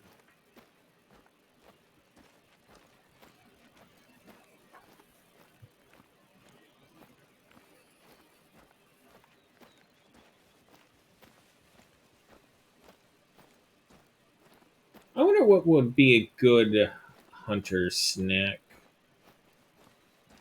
Because no matter what, they are. Yeah. No matter what, you would have to always take into account the smell of the food on you. And depending on what kind of food, will just automatically bar some things. Like even trail mix, I'm a little hesitant to say because trail mix has the M&Ms in them usually. If not, it has something sweet smelling in it, and that's obviously for sweet tasting when you're eating it.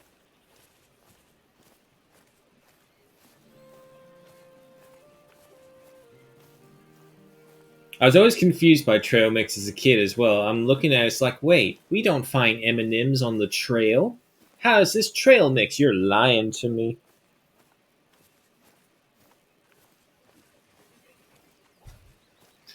But then, of course, that's like one of those things that all kids growing up is like, wait a minute, this isn't on trails. This isn't a trail mix. You're liars. Along with a bunch of other stuff that parents lie about. Most of the time, my experience, most of the time, it was for like the standard good, trying to ease a kid into lies or I don't want to say they're lies because they're not technically lies, but it's also not like a tradition kind of thing. It's more so easing a child into accepted fallacies would probably be the best way to say it. Santa, Easter Bunny, all them's.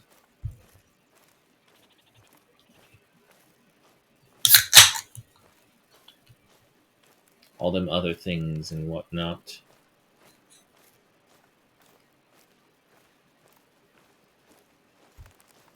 Uh,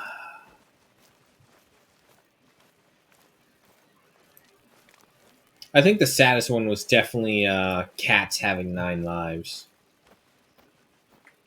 And then of course having my parents have to explain to me is about like why. Oh god, what was the first cat that I lost?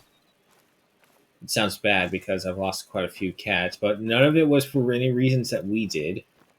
We did our damnedest to make sure those fuckers stayed alive, but unfortunately it just doesn't work out for us. I don't really remember.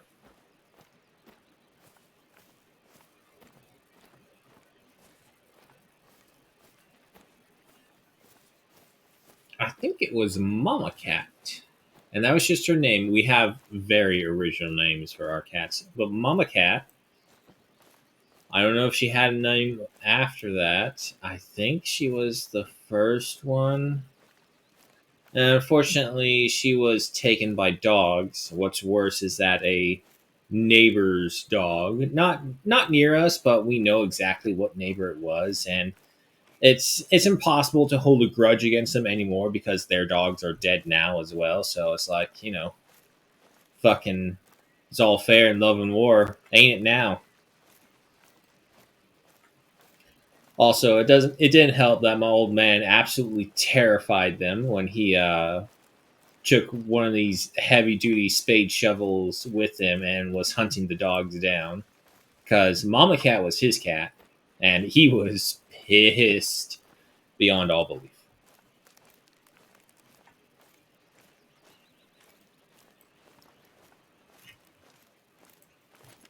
Mind you, of course, being little kids, we didn't know anything about this until the day after. Yeah, day after. Because it all happened during the night and we were tuckered out.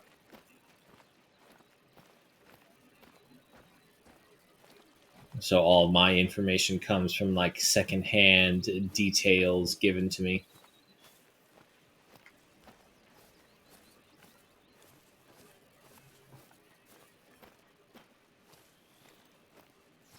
God, that was some. It's not 20 exactly.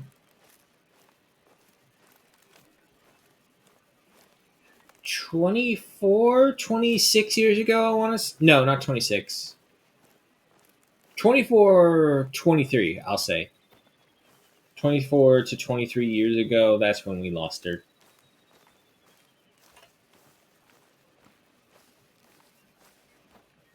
God, it's so weird when I think back. It's like, wow. So, the plan.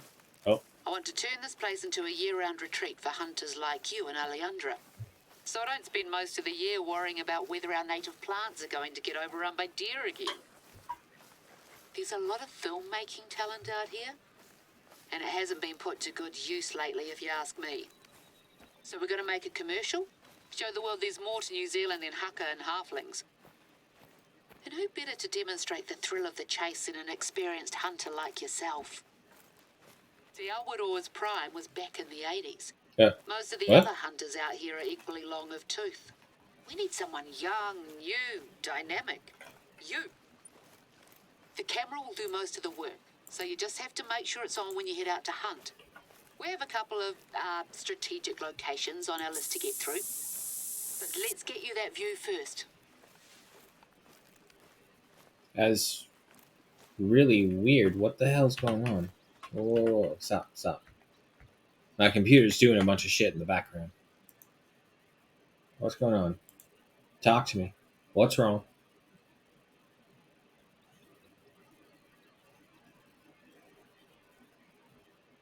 No. Okay. I think we're all good.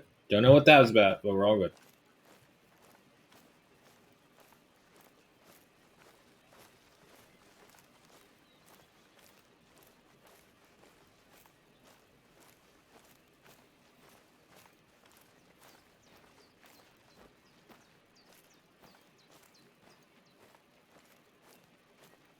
God damn it. I just, like, like all the memories coming back to me, and just think it's like you're old now.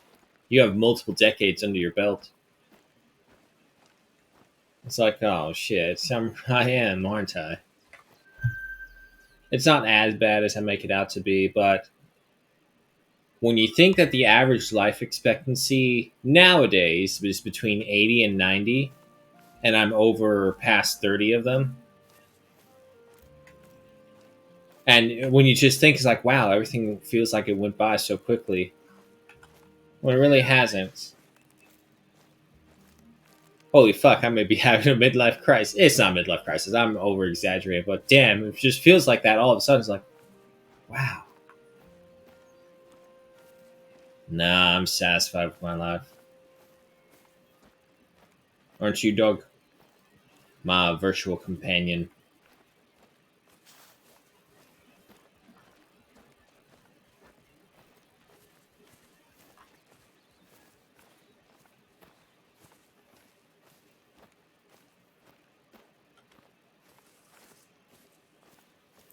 What's that? Oh, for a second, it looked like the tree was like just leaning against the tower.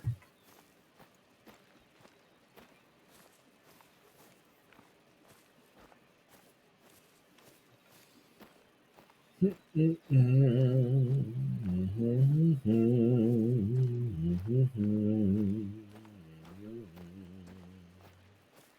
the lookout tower, just up ahead. Oh wow, I didn't notice.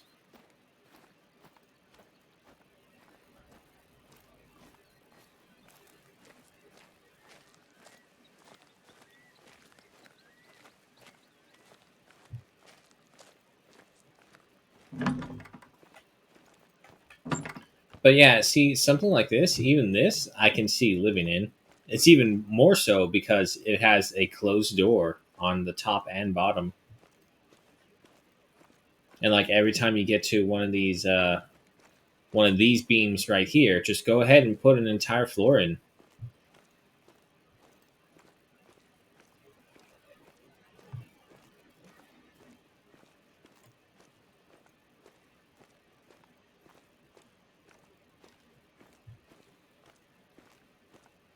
Like even if you have to do half floors like this, I wouldn't mind having. Do you know how physically fit you would be if you lived in a tower like this, where everything is like a half floor, so you have to go to each section to get to different things? But definitely living and comfort would be up here. I would probably have.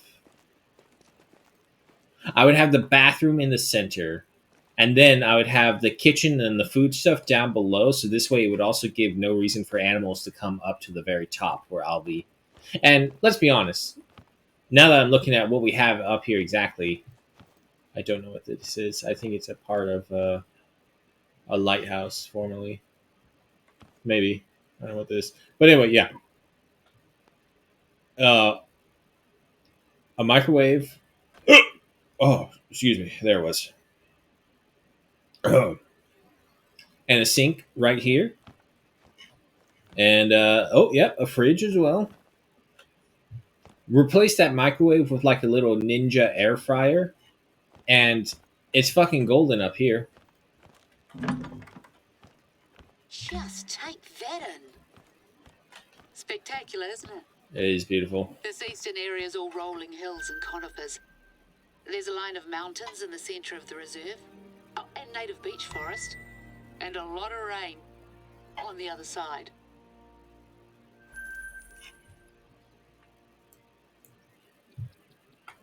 Right, so remember Josh's little prank? This place doesn't receive a lot of government funding, unfortunately, and a couple of years ago we were running out of money for field research, and the outposts were in need of sprucing up. So I guess you could say we made a deal with the devil, the Hollywood devil to be exact. Long story short, they've just wrapped up filming for the final movie they were contracted to do. Some fantasy thing, shiny blade or shimmering dagger or something. Now let me check. Ah, resplendent sword. I'll send you the blurb they gave me. My nephew tells me it's a big deal, but I'd certainly never heard of it before this. But yeah, as nice as it is that Te Awaroa's beauty is up on the silver screen for all to see, it's come with its share of problems, to say the least. The bigwigs left in a hurry, and we got left with a bunch of basically intact movie sets scattered here and there all over the reserve. Well, I'm telling you all of this because Josh just rang me up and said that he spotted another set on his way back. Not far from where I wanted you to try filming your first hunt. Running low. The outposts have ammo of all kinds and more besides. Can I trouble you to go clear it out? We can't run the risk of any of the props from the film featuring in our footage. Cheers.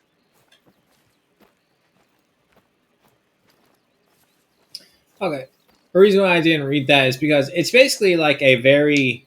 If you try to explain someone to the Lord of the Rings and then they try to make a movie based off of the idea that you explained to them, that's basically what Resplendent Sword intro was just then that we saw. So I didn't bother reading it because it is an affront to Lord of the Rings itself.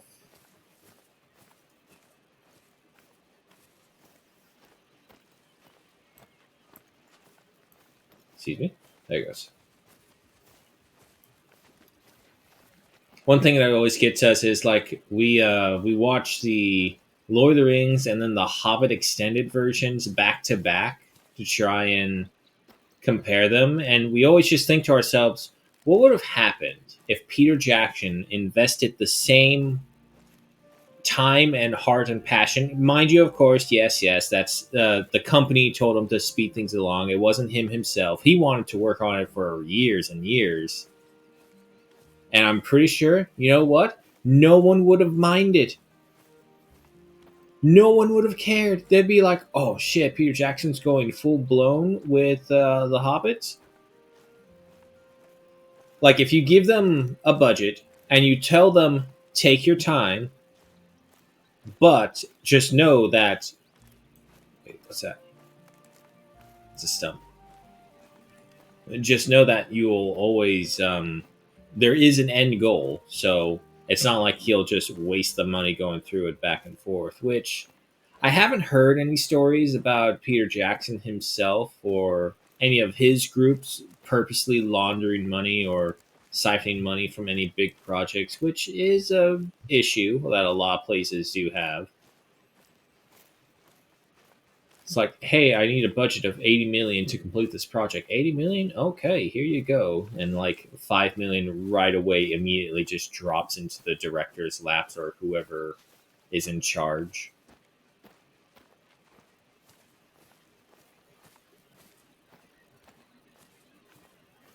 Well, that is a cynical take on it.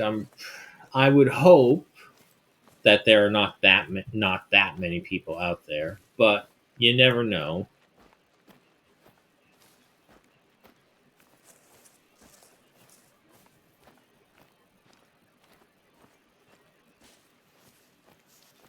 There they are.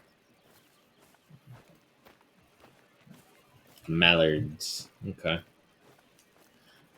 Well, at least we don't got to worry about them. I do know there's actually a good spot on here, I believe right here at Tahale Point, where you can actually stand on the lighthouse and the ducks will fly so close you can just shoot them from there.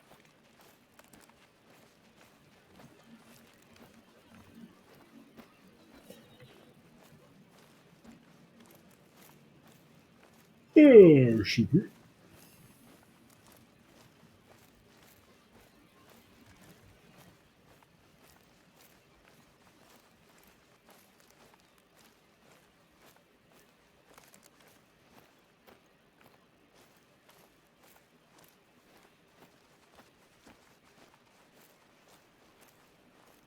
Come on, Te Arawa. Give us something. I think the only thing we've seen so far is just that one group of fallows that were crossing the road. And we messed that up. Right? Yeah, we messed that up.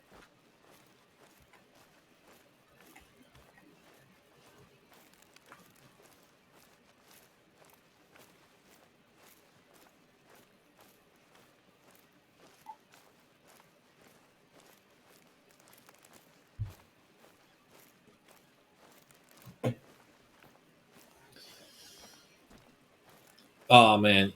You know what would be perfect is if... Feels like only yesterday damn Josh it. dropped you off. You've gotten the hang of the place awfully quick, I must say.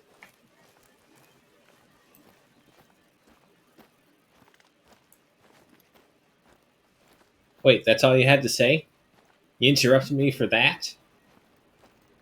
Okay. Anyway, what would be perfect is if like you put someone who can put their passion to the fullest extent, like Peter Jackson or original Spielberg before his soul was bought, and Henry Cavill.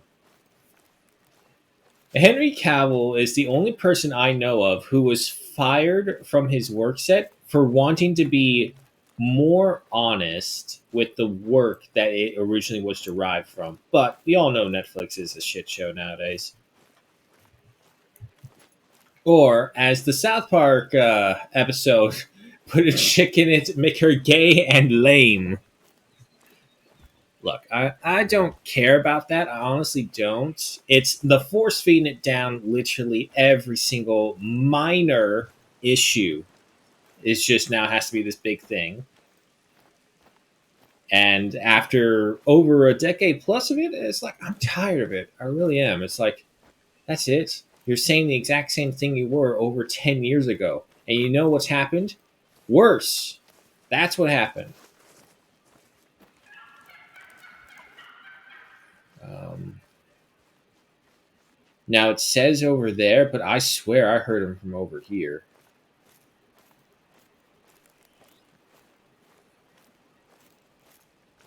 We'll see.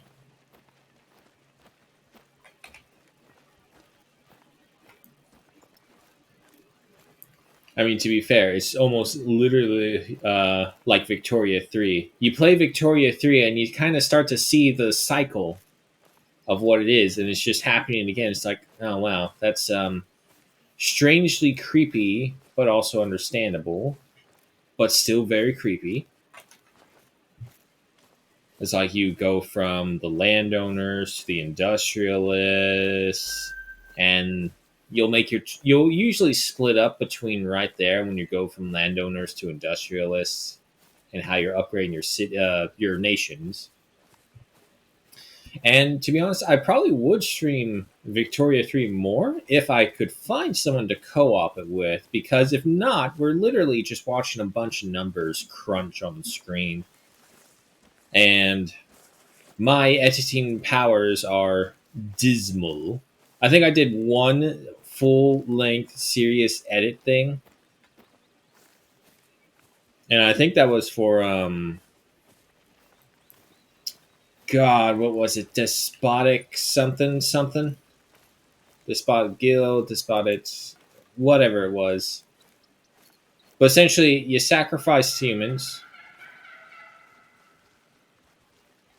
Yeah, see, now it's saying he's over there. But I heard the call from over there. Yeah, you sacrifice humans, you give them certain weapons, and you're trying to defeat the enemies around you.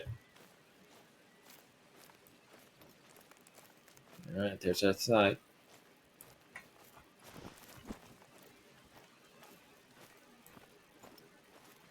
However, no animals, no pigs, no turkeys, no deer, no goats, nothing.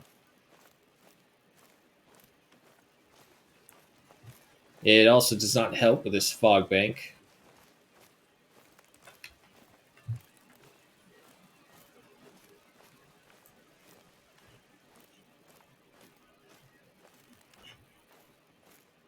Yeah, no, we're fine.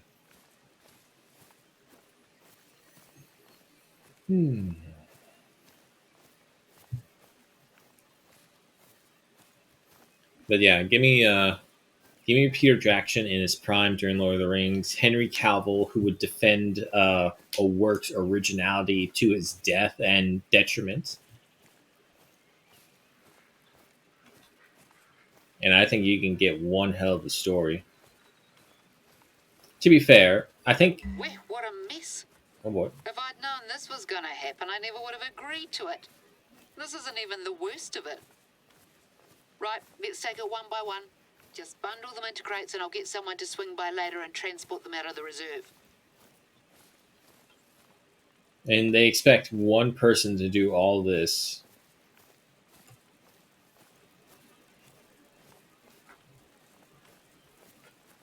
Are those real oranges? Good enough to eat, eh? Now, just saying this, in reality, this would probably take hours, if not the entire day, to even hurt this place. I hope it didn't have an actual fire in that thing.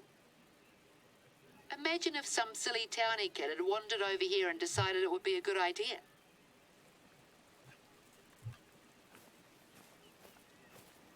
Quite the medieval fair.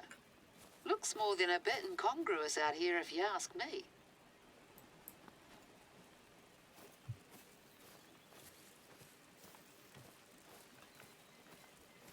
That's the last of them. What's that note? Props list. Foam statue of haughty elf standing prow, 9 foam warriors, 8 golden goblets, 3 green screens. This reads like a Christmas carol. See any of those? Bit dodgy. Townies must have been up here. Well, even though this isn't our mess to clean up, I should probably ask around and see if anyone knows what's happened to the missing props. The last thing we need is to get blamed for this. Maybe they did a very selective sweep. I'll see if anyone has a big wig's numbers. Thanks for your help, Ihor. Let's move on. Ready? Hey, level up, finally. Perk point. Before you head off and film your Recoil heist, management, so to yes. speak, the marketing team's looking for some photos for the reserve website. Something to give people a taste of what this place has to offer. Now that we've dealt with that bloody mess, you think you could head over to Lake Wakaiti and snap a few shots for us? There's a willow tree there growing right out of the water that all their influencers or whatever they call themselves go bonkers for. It does make for a good photo op, I'll give it that.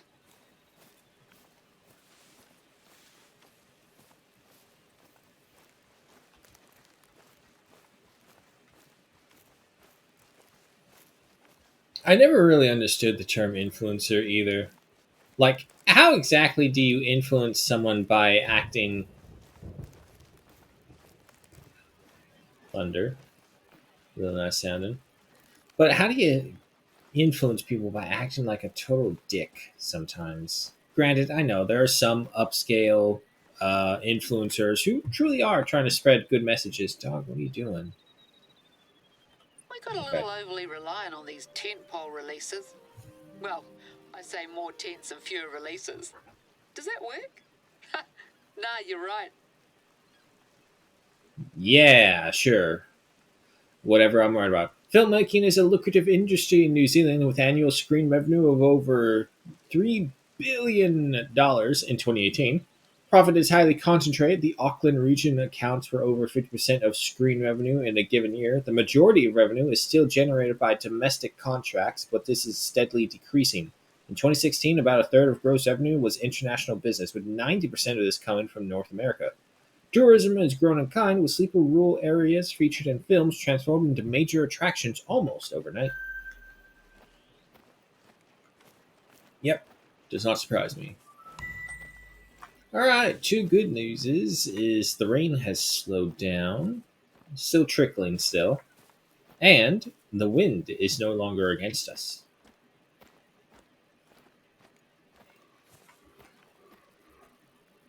Fallow, so it's a warning call, and I didn't bring my freaking fallow deer collar. Damn it.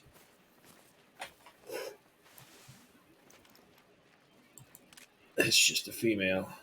Go away. I will shoot you if I must.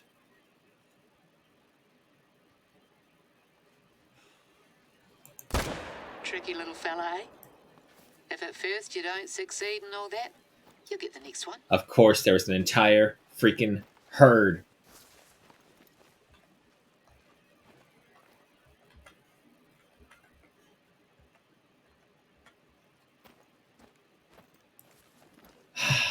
There's an entire herd right behind the hill. And I could have had a chance to shoot something better. What's that? That's a turkey.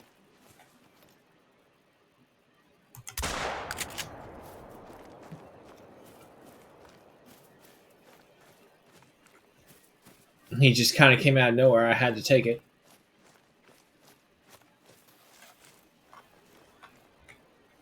Hey, gold rating 8.36 kilograms and a 4.17 trophy rating, gold stamp, and 11.14 in cash.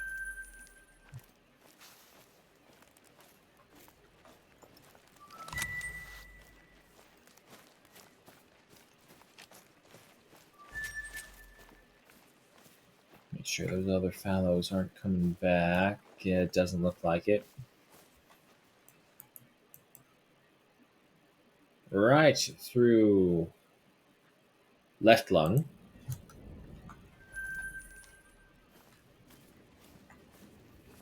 That thunder sound.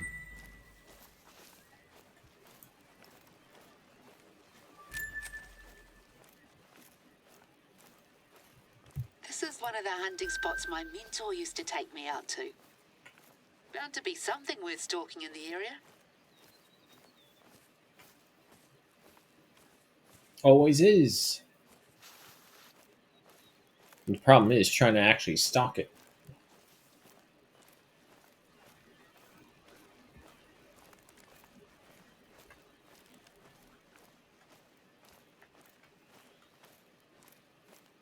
There's a lot of turkeys up here.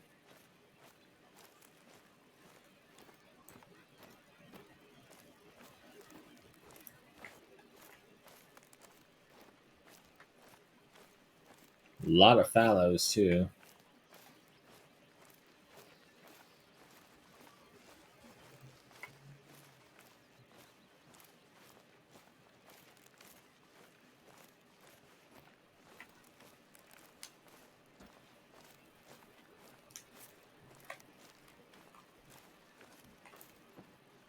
So rock more likely. Yep.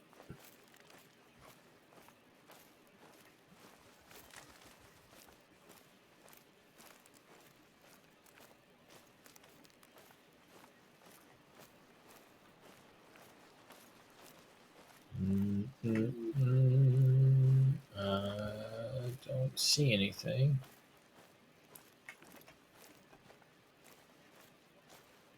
No, we probably scared them all away. Oh, well, that's fine. Oh. Gangsta Wolf 2002. Hello. How am I doing? Doing pretty good. Going through Teara, or however you pronounce this place's freaking name. And just doing the story missions, and lo and behold, I just hear turkey. The wind's in our favor. Let's see if we can bring him towards us.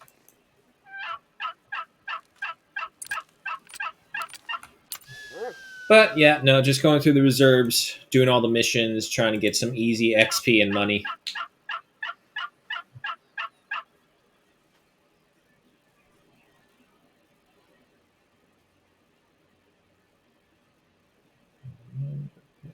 Just got it. How to play it. Want to watch some gameplay before streaming it later. It is a most worthwhile game.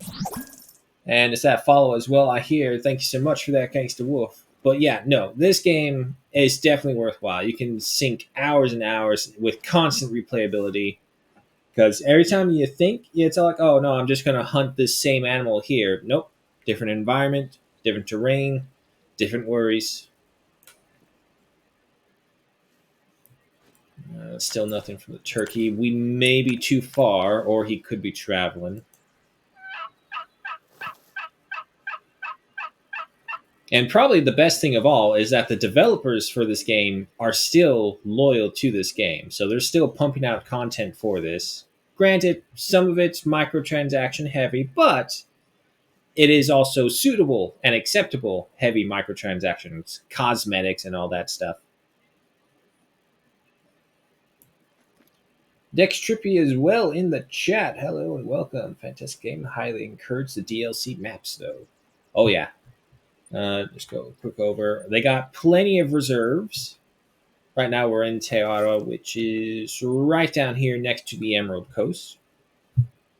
Oh, we got some fallow deer behind us as well. Unfortunately, the one caller I forgot was the fallow deer, so we just have to make do. Oh my God, is that an albino turkey? No, I don't think it's albino turkey, but we got a interesting fur type turkey coming our way. And yeah, that's the other thing. All the animals, most of the animals have different fur types, different rankings.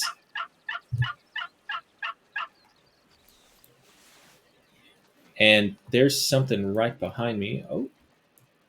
Oh, hello. We got the fallow deer coming up right behind us as well. Female, female, female. I don't see that male.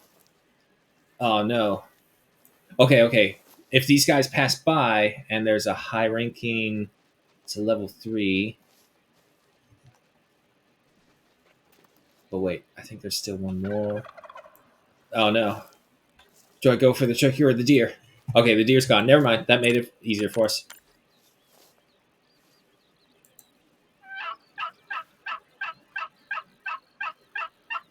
I know I can at least bring the turkey towards us.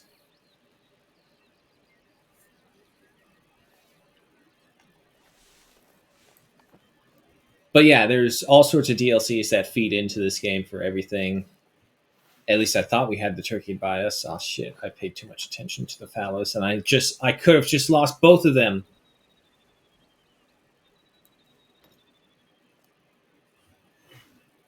Oh, I think I just lost my chance on either one of them.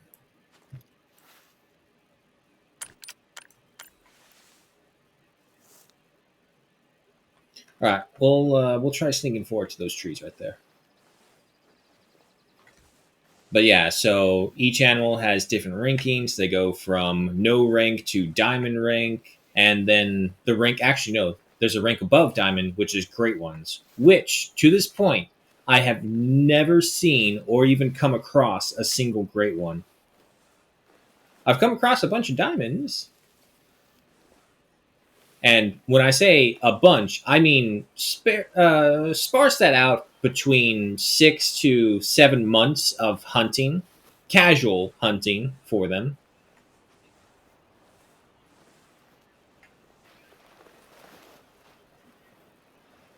I think I just missed my chance from both of these guys, or even one of them.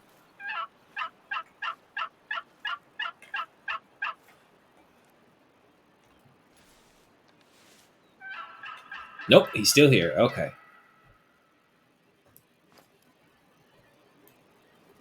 So, but that was a female that made a call, and the one we found was a male. Some flew overhead just now. Given by the height, I think it's a bunch of ducks.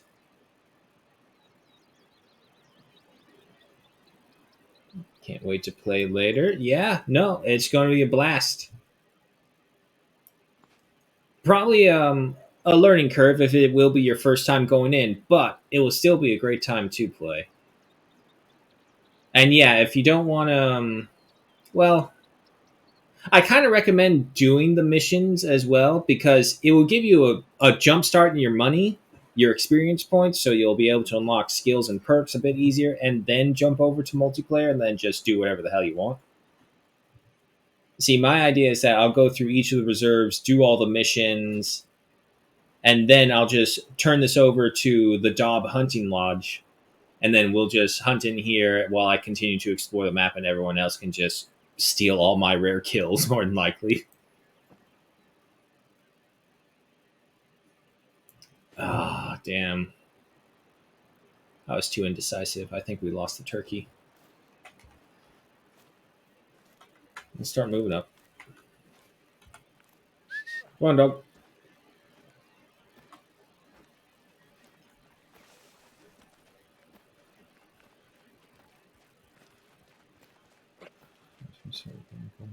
Yes. Yeah, so no worries. It's technically all one thing. So the only difference is that we have closed off multiplayer for right now, just so that we can finish up with the missions.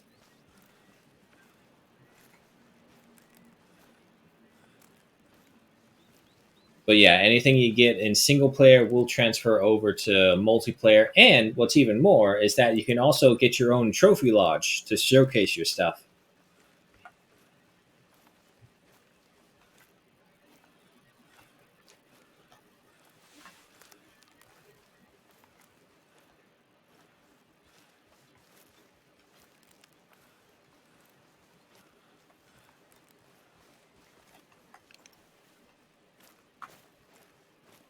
Yeah, I'm gonna say this guy booked it.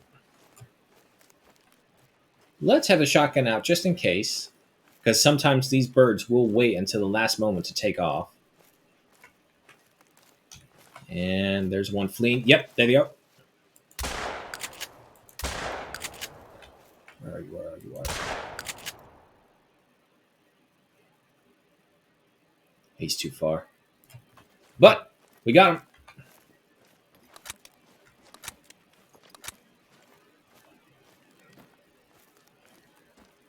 Unfortunately, wasn't able to tell which one's which, but that's a female, unfortunately.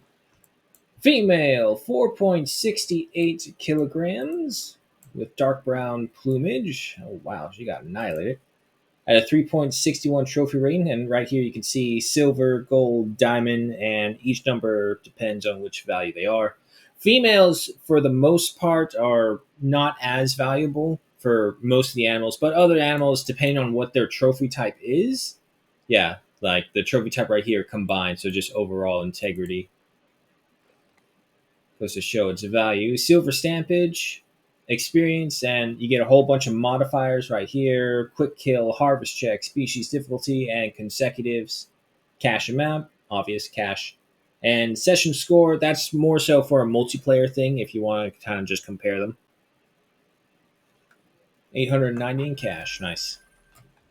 That aim though, that's just practice and stress. It's all like, no, I need to kill, I need to kill. All right, this is a male. He's pretty fat. I'm going to say low tier gold. 9.44 kilograms with light brown plumage. Oh no, he was pretty close to being a diamond. 4.43. He needed a 4.62. Annihilated again. Gold stamp and 1180 in cash. Now, if I'm right, there should be one more over here. Where's the blood spatter?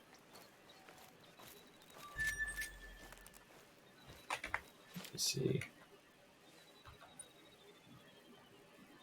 Yeah, and this purple circle is hunting pressure, so the more animals you hunt in a certain area and also with certain weapons, the higher that gets, and the higher it gets, the animals around the area and within the area will just disappear as well because it's too dangerous for them to be here. New need zone. So basically, these are areas on the map that you can just mark down. You zoom out and you zoom back in to see them better, but it goes to show you what animals are here, what they're doing, and what times. So this way, eventually, once you know a map all in all, you don't actually have to wander around hunting the animals. You can just fast forward the time at the rest areas and be like, oh, okay, they'll be here, right here. Fast forward here, and then I'll just wait right there just in time for them to come in. I'm seeing the blood. I'm not seeing the turkey. 520. Well, this is a good chance to use the dog. Right now, there are only two dog species. There's the Bloodhound and the Retriever. Bloodhound very obviously tracks it down, and the Retriever can bring you the small game, so you don't actually have to hunt it down. But to be honest, I think the Bloodhound is worth it all the more because why bother retrieving something when it can just track it down and you can get it yourself? But also, what's more, this game, despite all the great things I can say about it, it's got some flaws. And the problem is, those flaws can be as far-ranging as your... No, that's nothing. As your ammo pricing being way too expensive, or just certain things... Animals being stupid, really. It's a female. Let's just check over there real quick. Nope. 4.87 kilograms at a 3.72 trophy rating. Silver sandwich with 822 in cash.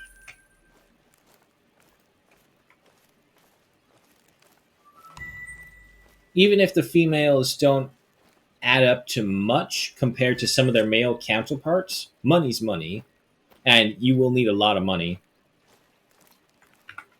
Like right now, we only have 52,000. That's still not enough to get the most expensive items, which I think is like 75,000.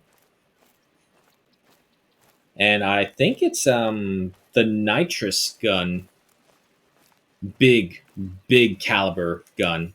It's meant for taking out Cape Buffalo and lions and stuff like that. Oh, hello. Oh, I think he's on the opposite side of the shore. We'll go a little closer.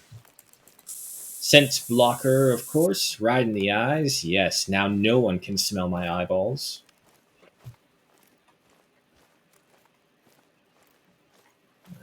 Don't see him. Well, nothing for it until we get closer.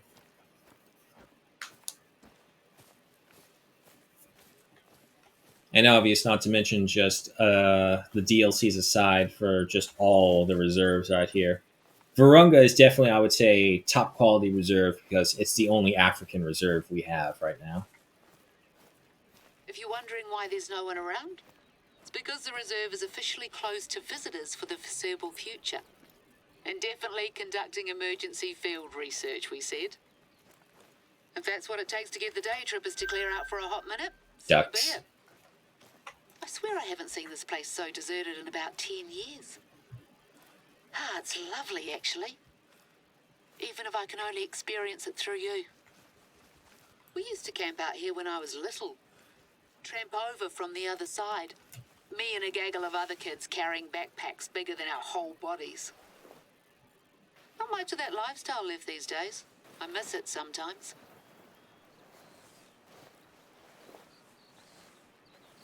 Not vulnerable, and then sometimes your eyes just they give off a scent that the animals don't like. Probably that's the most common bug that I come across still. Is like some of these animals will detect you when your scent is completely blocked, you're completely invisible, and you're on the other side of a hill. So sometimes it's just the hunter god is just not with you. And unfortunately, I don't have any mallard collars, so we got to sneak up on these guys as best we can. And I don't see the fallow deer anywhere. So I can only assume he's either gone or it was a bad guess on where they went. You guys still here? Oh, no, wait. There's a fallow deer. Hi. But where there's one fallow deer, there's usually another. Okay, so if you're going to be right there, I'm going to head right on here.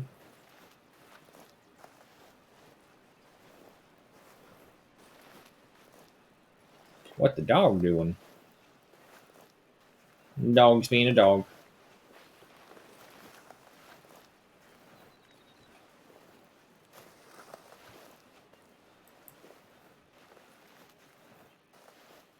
Spooked by other things. Entirely possible. And yeah, that's the other thing you gotta take into account. The animals won't be just spooked by you. If there are carnivores in the area and they start hunting, they will spook all of the animals that you may or may not be hunting, and then may decide to hunt you instead.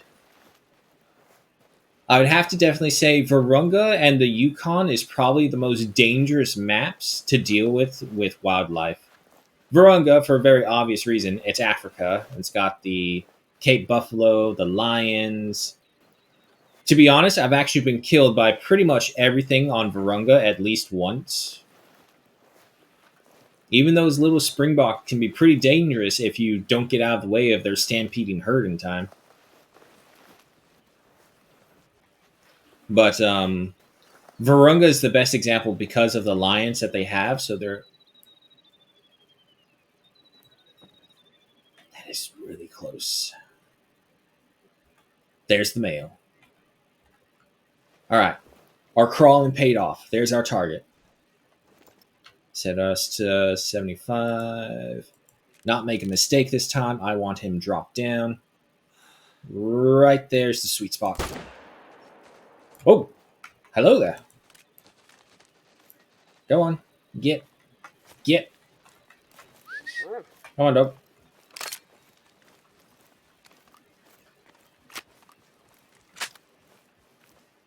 Of course, the mallards had already left, so that is clearly why I took the shots. Not that I totally forgot about the mallards behind them. But with this, our first fallow of Terra. Um, I will say high silver. Yeah, high silver. Male, 77.21 kilograms. Ooh, a nice double lung right there, going all the way into the right scapula. Dark spotted, 155.72. He was pretty close to being a gold, but no, not there yet. Silver stampage with 1128 in cash. Thank you kindly. And hello. Is that them? Yep. Oh, there's another one. It's a level 3 as well. He's almost at 300 meters. We technically could take that shot. Let's go a little bit further. Ah, no, there's a female standing right, going parallel with them. Damn. And now he's going into the thicker bush. Oh, well. Gotta know when to accept your losses sometimes in this game. And besides, it's not like he was a mythical or anything like that. Oh, yeah. Another little bit. Let's see. Oh, wait. There are mallards there as well. Okay, but in the fallow deer thing right there, the top 4 and actually no, middle 3 very easy. That number right there, that just goes to show you if you're when you're first beginning and you don't have the perks that give you more and more information. That's pretty a good judgment. Can't talk right now. Judgment to see how valuable the animal is for that number. And the top right number right here, you go to the scroll reel and you go to the right of this recommended classes, how it goes to 1 through 9, and the highlight ones are 4 through 8. Those are just the class species, so like the size of the animal. 1 through 3s are pretty much small to beginning medium. 3 through 7 are mid to large creatures, and 8 and 9 are big ones. We're talking lions, buffaloes, and the things like that. I don't really get What why do we people have fall here? over themselves trying to get slightly different variations of the same photo. Why can't they just stand back and enjoy it? The willow tree, curving gently out of the lake here, had an inauspicious start. Beginning life as a single branch nailed to a fence post 80 years ago, these days the throngs of visiting day trippers trying to capture an isolation that no longer exists make for a somewhat ironic sight. And to many local photographers, the mere mention of that Wakita tree, as it's known on social media, elicits a sigh followed by a laugh.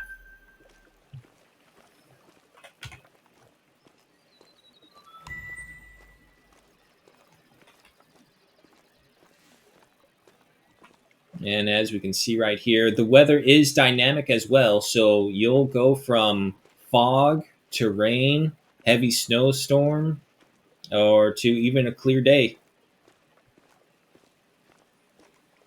All, of course, depend on which reserve you're on.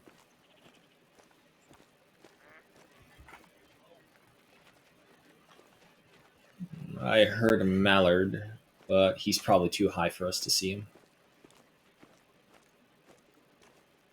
Don't fall in now. Wouldn't be the first time that's happened here. It's level 3, level 3. Okay, they look about the same, but your paddles look particularly big. Or at the very least, maybe because you're closer. Unfortunately, he's only showing us his ass. We need to change our position, and maybe we can get a shot off on him. And because we're so far away, maybe that other one will also be here.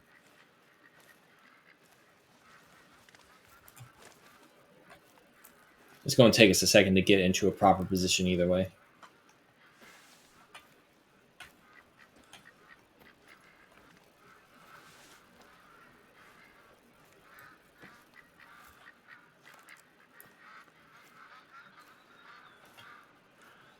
Lots of mallards out here.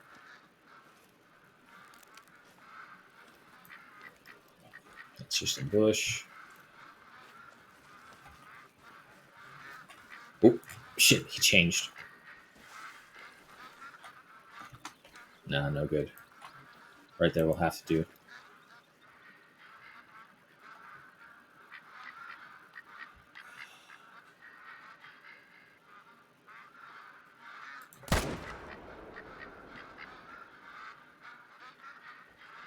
Got him.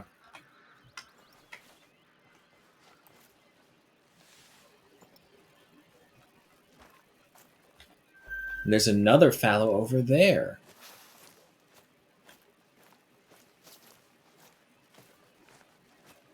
However, I think we were too close. I think that other fallow's gone. Don't run.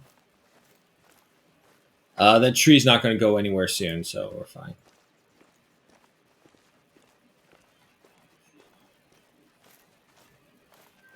Oh, look, there's even more fallows over there. Just bringing the whole herd of fallows. Luckily, this is a safe map, so we don't got to worry too much about it. We were on Yukon or Virunga, different story every time. Sometimes your own gunshots actually bring in the predators.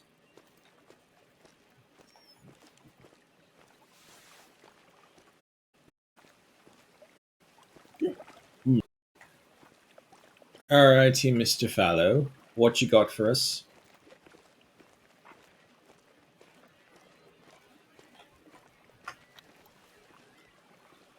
Ooh. I'm going to throw my prediction out there. I'm going to say low tier gold. Damn. Very high tier silver, though. He was close. Around 3 points off. Okay. I am happy with that. That's not that bad.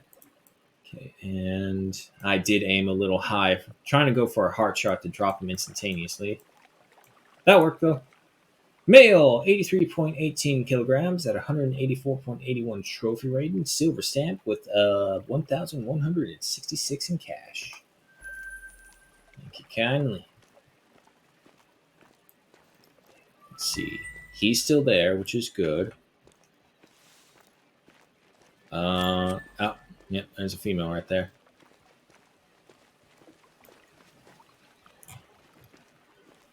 Hold still. Hold still.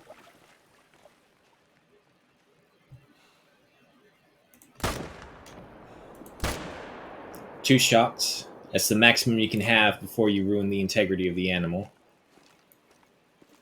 And what about those guys over there? They do not care at all. That's a level 4. That's a big boy. Sort of. There goes the mallard.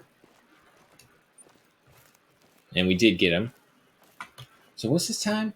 Noon. Okay, so noon at this lake. Very good spot for fallows.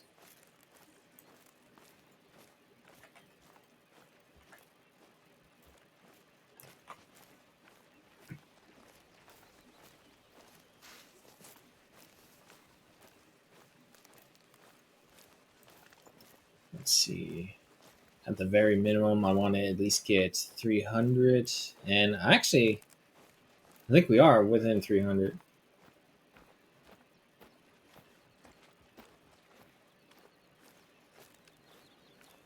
There he is. So now we got our fallow. Let me do this as well.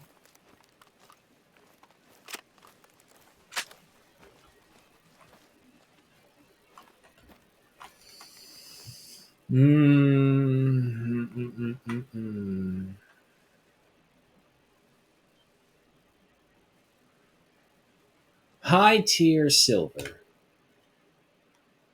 Oh, I missed both my shots. Oh, I got him in the ass. I got him in both cheeks of the ass. Right? Oh no, I got him in the same cheek of the ass. Oh man, he does not have a left butt cheek anymore. Sorry. Ah, the way that leg bends. Damn. So yeah, you mess up the shots, you don't get any of these. So another follow I hear from. Oh boy, that's a name right there. I'm probably going to butcher this, but I'll do my best. Schloppy Durskabel? I think that's how you say your name. Thank you so much for the follow. But yeah, you missed these. No vital organ hit, unfortunately. Ah, oh well. Bronze, 181. He wasn't a gold, so there's that. 968 cash. More importantly, though, where's that level 4? Oh shit, where is he? That's level 3. Female. Oh, no, no, no, no, no. You can't have gone too far. Damn, I wasted too much time. Alright, we can still get that level 3, though. Maybe if we're lucky, we'll come across the 4 as we're going there. Not that there's much room left either way. Ah, I know what I need. I need like a tree stand or something. Because that little hill right there is going to be a problem. So, I go around like that. I think I can get him.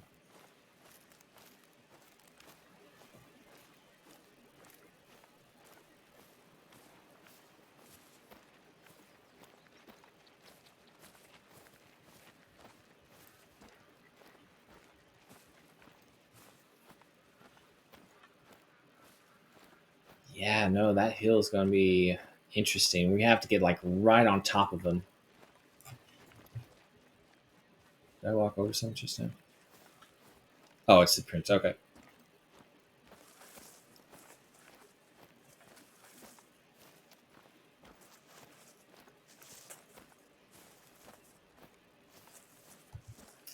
How to get you?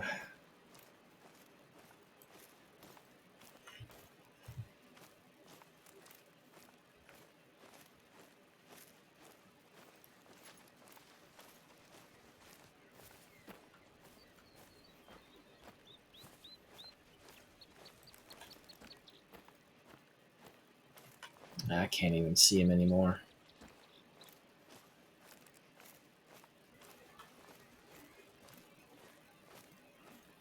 But that spot looks like a rise right there. If we can get right here, maybe we can see him.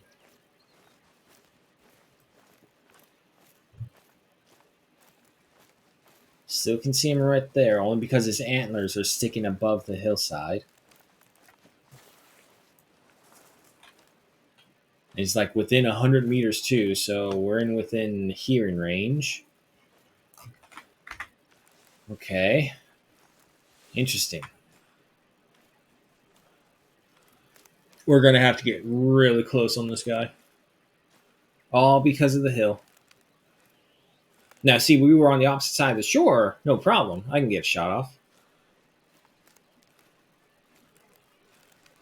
And if he was a very, very high ranking one, I may have just done it as well. But he was just a little 3. And when further along, that might startle them. Not that I can see.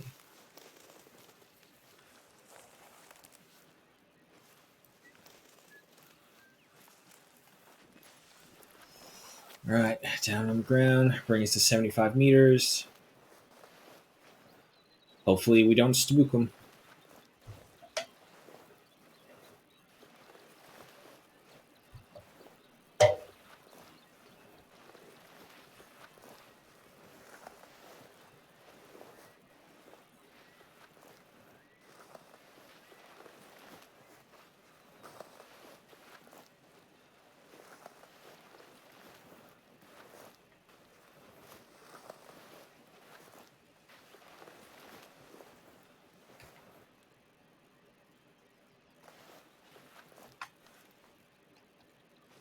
Okay.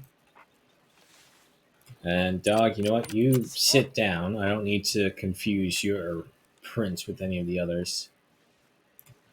A little concerned that I don't see them at all anymore.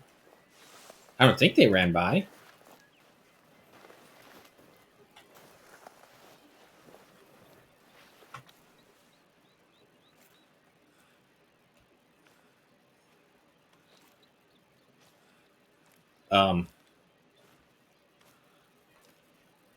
Okay, okay, they're still here. Oh, there's two of them too. That's the level 4. Into cover.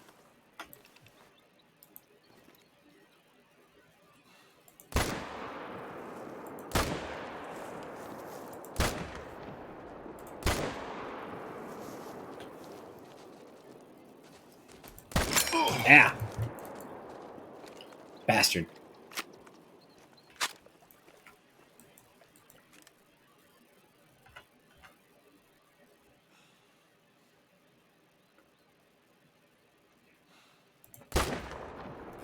There we go. Oh, should I?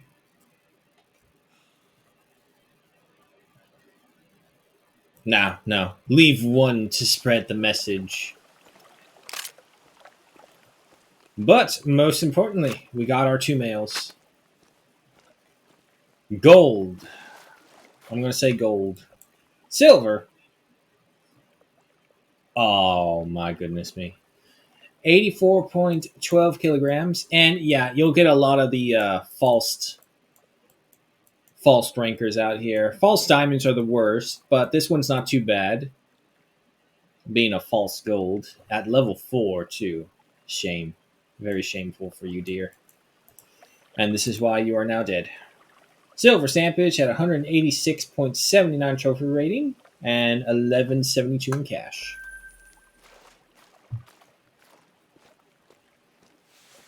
Silver for sure. Yep. 77.55 kilograms at 156.90 trophy rating, silver stampage, and 1130 in cash.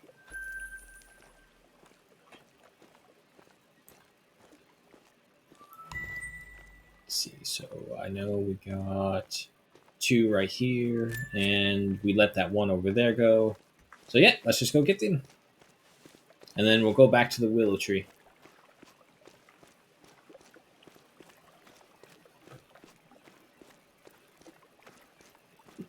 Now, some people may say, that's unfair. You're using a military weapon with the M1 Garand to take out Bambi. You're not wrong. Ooh, wow. Severed the spine.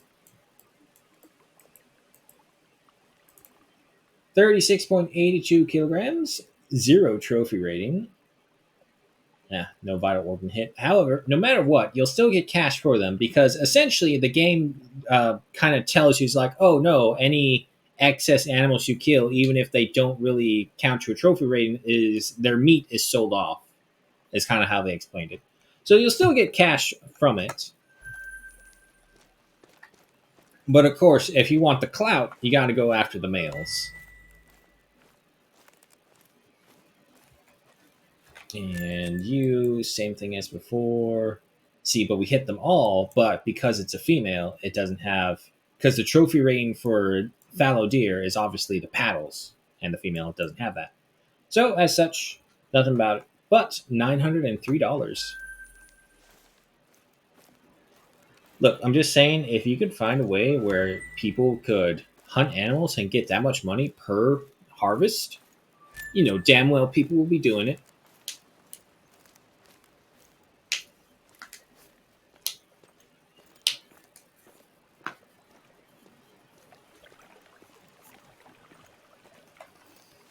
How's the hunting pressure? Oh man, this entire lake is lit up.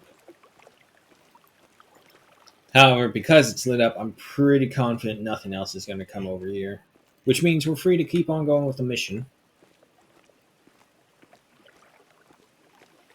Now, the only ones I don't know how the hunting pressure applies to them are the birds. Because the birds are birds.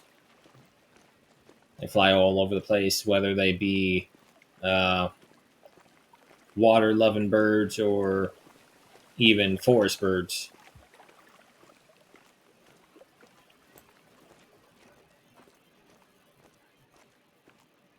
Speaking of, well, actually, the mallards were all the way over there past the willow tree, so I doubt we'll see. And I hear a fallow deer from a male, nonetheless. What's that? You saw me? You saw me?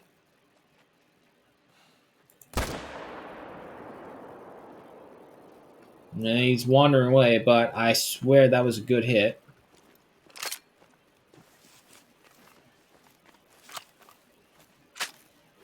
We'll find out in a little bit. And unfortunately, I'm not seeing a new purple circle drop down.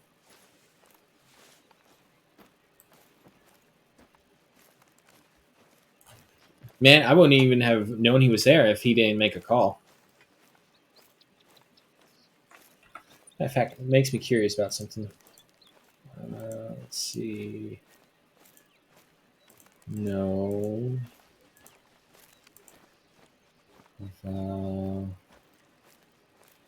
Animals scared. Here we go. From in total 4,405 animals we've scared, whether it be through sight, sound, or smell.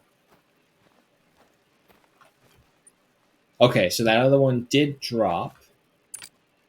All right. This is why we have you, dog. Hunt him up. Find him, kill.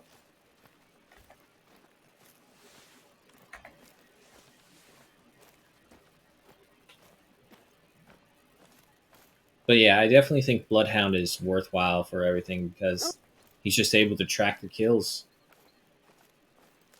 Even if you hit a bird and the bird flies off partially and leaves like a bunch of empty areas where there's non-vital organ. Damn it. I think we were too late on that shot. Probably hit his stomach instead of his lungs.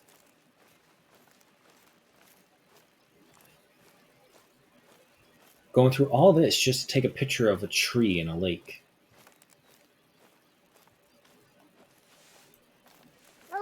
Is that right? Nope, that's not him. I'm coming, dog. Don't worry. But yeah, best example being birds. When they fly around, they can leave very, very massive distances between their blood splotches depending on how badly they were shot. Most of the time, you don't have to worry too much about it, but when it does happen, it's during that one high-ranking bird that drives you insane. You're trying to figure out what it is. You have to rely on the dog to get you to it.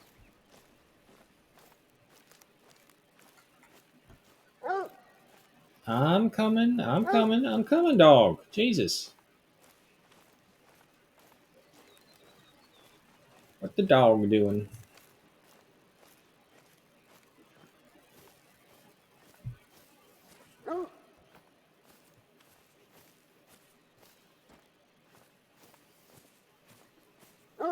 God, it's been so long since I added the dogs. But it just feels like such a natural, seamless part of the game now. As a matter of fact, I actually feel weird when I don't have my dogs with me. You got it, boy? Good on you.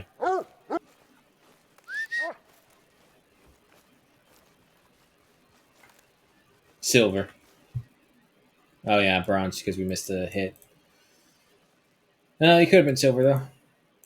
Okay, I mean, as long as I don't ruin a gold or worse, a diamond, I don't really mind ruining silvers. Ah, okay. Believe it or not, his belly actually got in the way of his lungs. Stomach, which this is what you get for being fat. You die a much more painful way compared to just here. Let me take out your lungs. Sorry, little dear. Anyway, 77.43 kilograms at 153.40 trophy rating. Bronze stamp, unfortunately, due to the harvest check fail. And 800 in cash.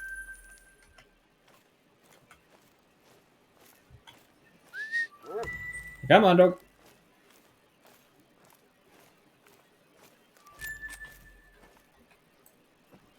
So, fallow deer, but it's female, so we'll leave it be.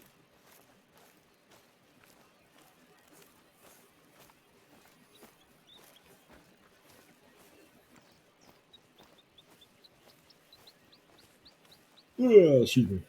Alright, now with this many kills in the area, there's probably definitely no animals coming in with that much hunting pressure.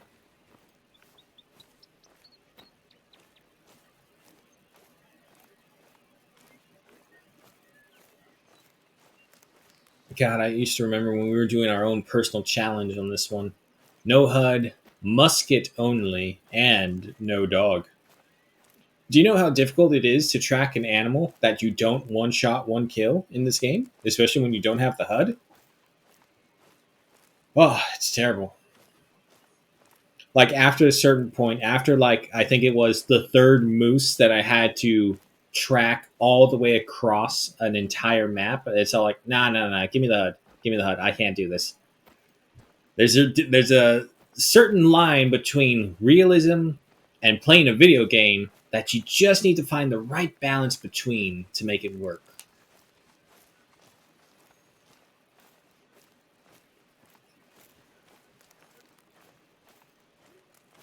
Oh, shoot.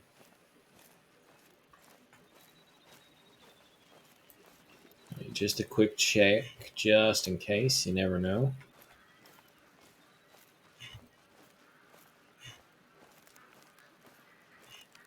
And yeah, no, I'm not seeing any. Mallards flying overhead again. It's much better than it was before. When they first introduced birds, it was a Canadian goose, and it was in Hirschfeld and I think Leighton. No, I think Leighton came afterwards. Oh, they weren't. No, no, I got set really poorly. Damn, I didn't know they were all right there. I thought they were out on the water.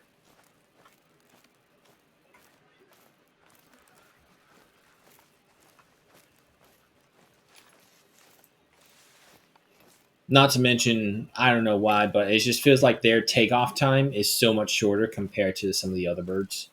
And I think maybe that's like a size difference thing. But no, wait, pheasants weren't like that. Figure out another time. But like the waterfowl birds definitely have like probably the quickest takeoff and land animations out of all the birds. So it's a little tricky sometimes to get them.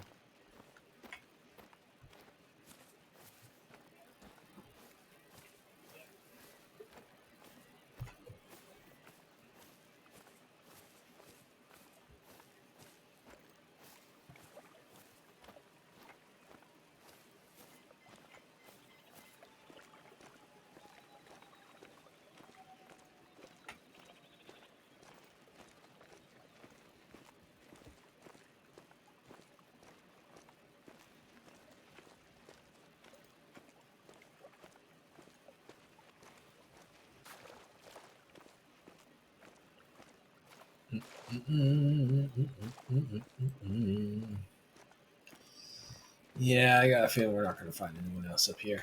So while we're walking, so okay, so we're halfway through 25 already. Rifles and shotguns have been the only thing we have been using. 4 diamonds. Hmm.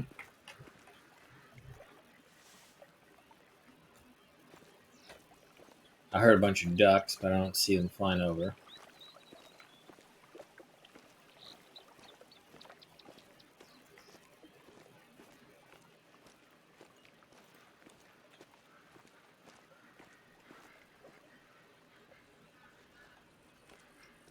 I hear them, I just don't see them.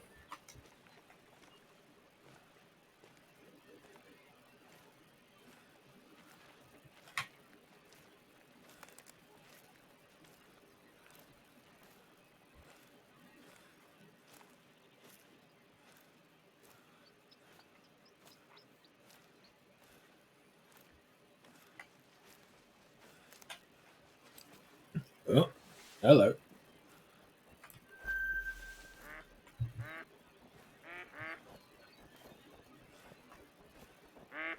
That's like really close. There he is.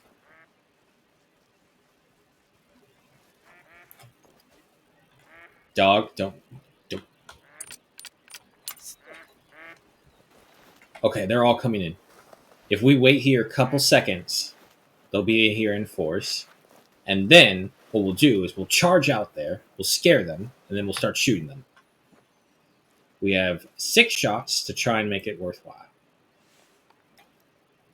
Let's see if we can find some good ones. There's a level 2. It's level 1. His little feet paddling. Oh, it's such a shame there, Mr. Duck. Ooh, more coming.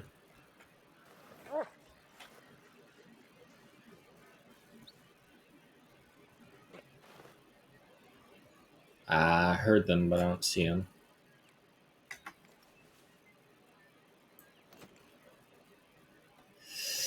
Okay. Here we go.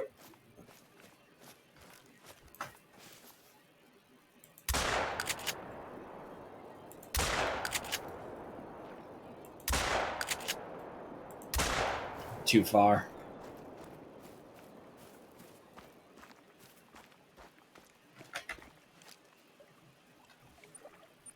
Yeah, too far.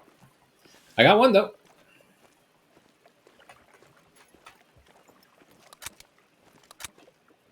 Unfortunately, they all flew away in the other direction, which I wasn't hoping for. Female, 1.28 kilograms at 12.93 trophy rating, silver stampage, and 353 in cash. 1961 for a diamond and 1548 for gold.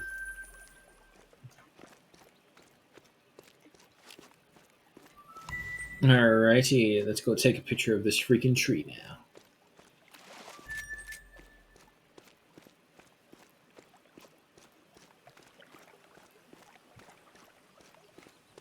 I mean, if we're going to take a picture, we might as well take it right.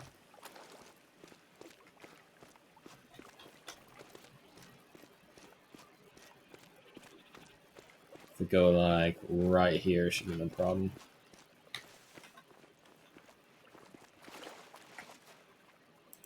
That'll do. There we go. It's looking well. We had some hoon try to saw off one of the branches a few weeks ago. Can you believe? Well, luckily someone managed to talk him out of it. Sometimes wedding parties will have the brides come up and sit on it. Wade right into the water and soak those dear dresses. That tree is 80 years old. Started off as a stray branch nailed to a fence. It's a tribute to tenacity, if you ask me. Right, now for our next destination. Head down to the shoreline. There's a set of huge boulders there that have to be seen to be believed. I know what you're thinking. She's showing me some rocks. But trust me on this one. Hey man, I'm just saying. Rocks can be valuable unto their own right. And, Our beaches are buzzing with natural activity. At least they used to be. Look at all those We mallards. get more and more rubbish washed up all over the place lately. You know, bits of plastic pellets, runoff from factories further north. I swear I've seen tin cans with Australian brand names. We do our best, but we can't always prevent the poor critters ending up with junk in their bellies. Anyway, that's the situation. I'll get back to you when you arrive. Just gonna head off for a minute and make some tea. All good? Alright, I think she's all good. Okay, folks, the hour is upon us. It is time to say farewell for right now. We finished with Rancho del Arroyo, and now we are on to Tearwa, or however you pronounce this name. I'm pretty sure I'm butchering it. But we are on to a new reserve, new animals, and new hunts to be had. We will, however, have to wait until next week for any continuation of this, because we are going to go ahead and end the stream and switch over to our Mountain Blade Bannerlord gameplay. Of course, if the stream does end, folks, do not worry. That's just me updating the information for the VODs, and I don't know why, it still does not like it when that happens. But after a quick 10-ish minute break, we will be right back with some new gameplay.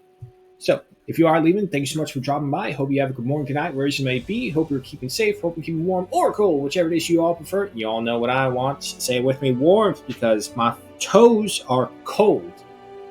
It's always worse when you just now feel it and realize it. But yeah, that's cold.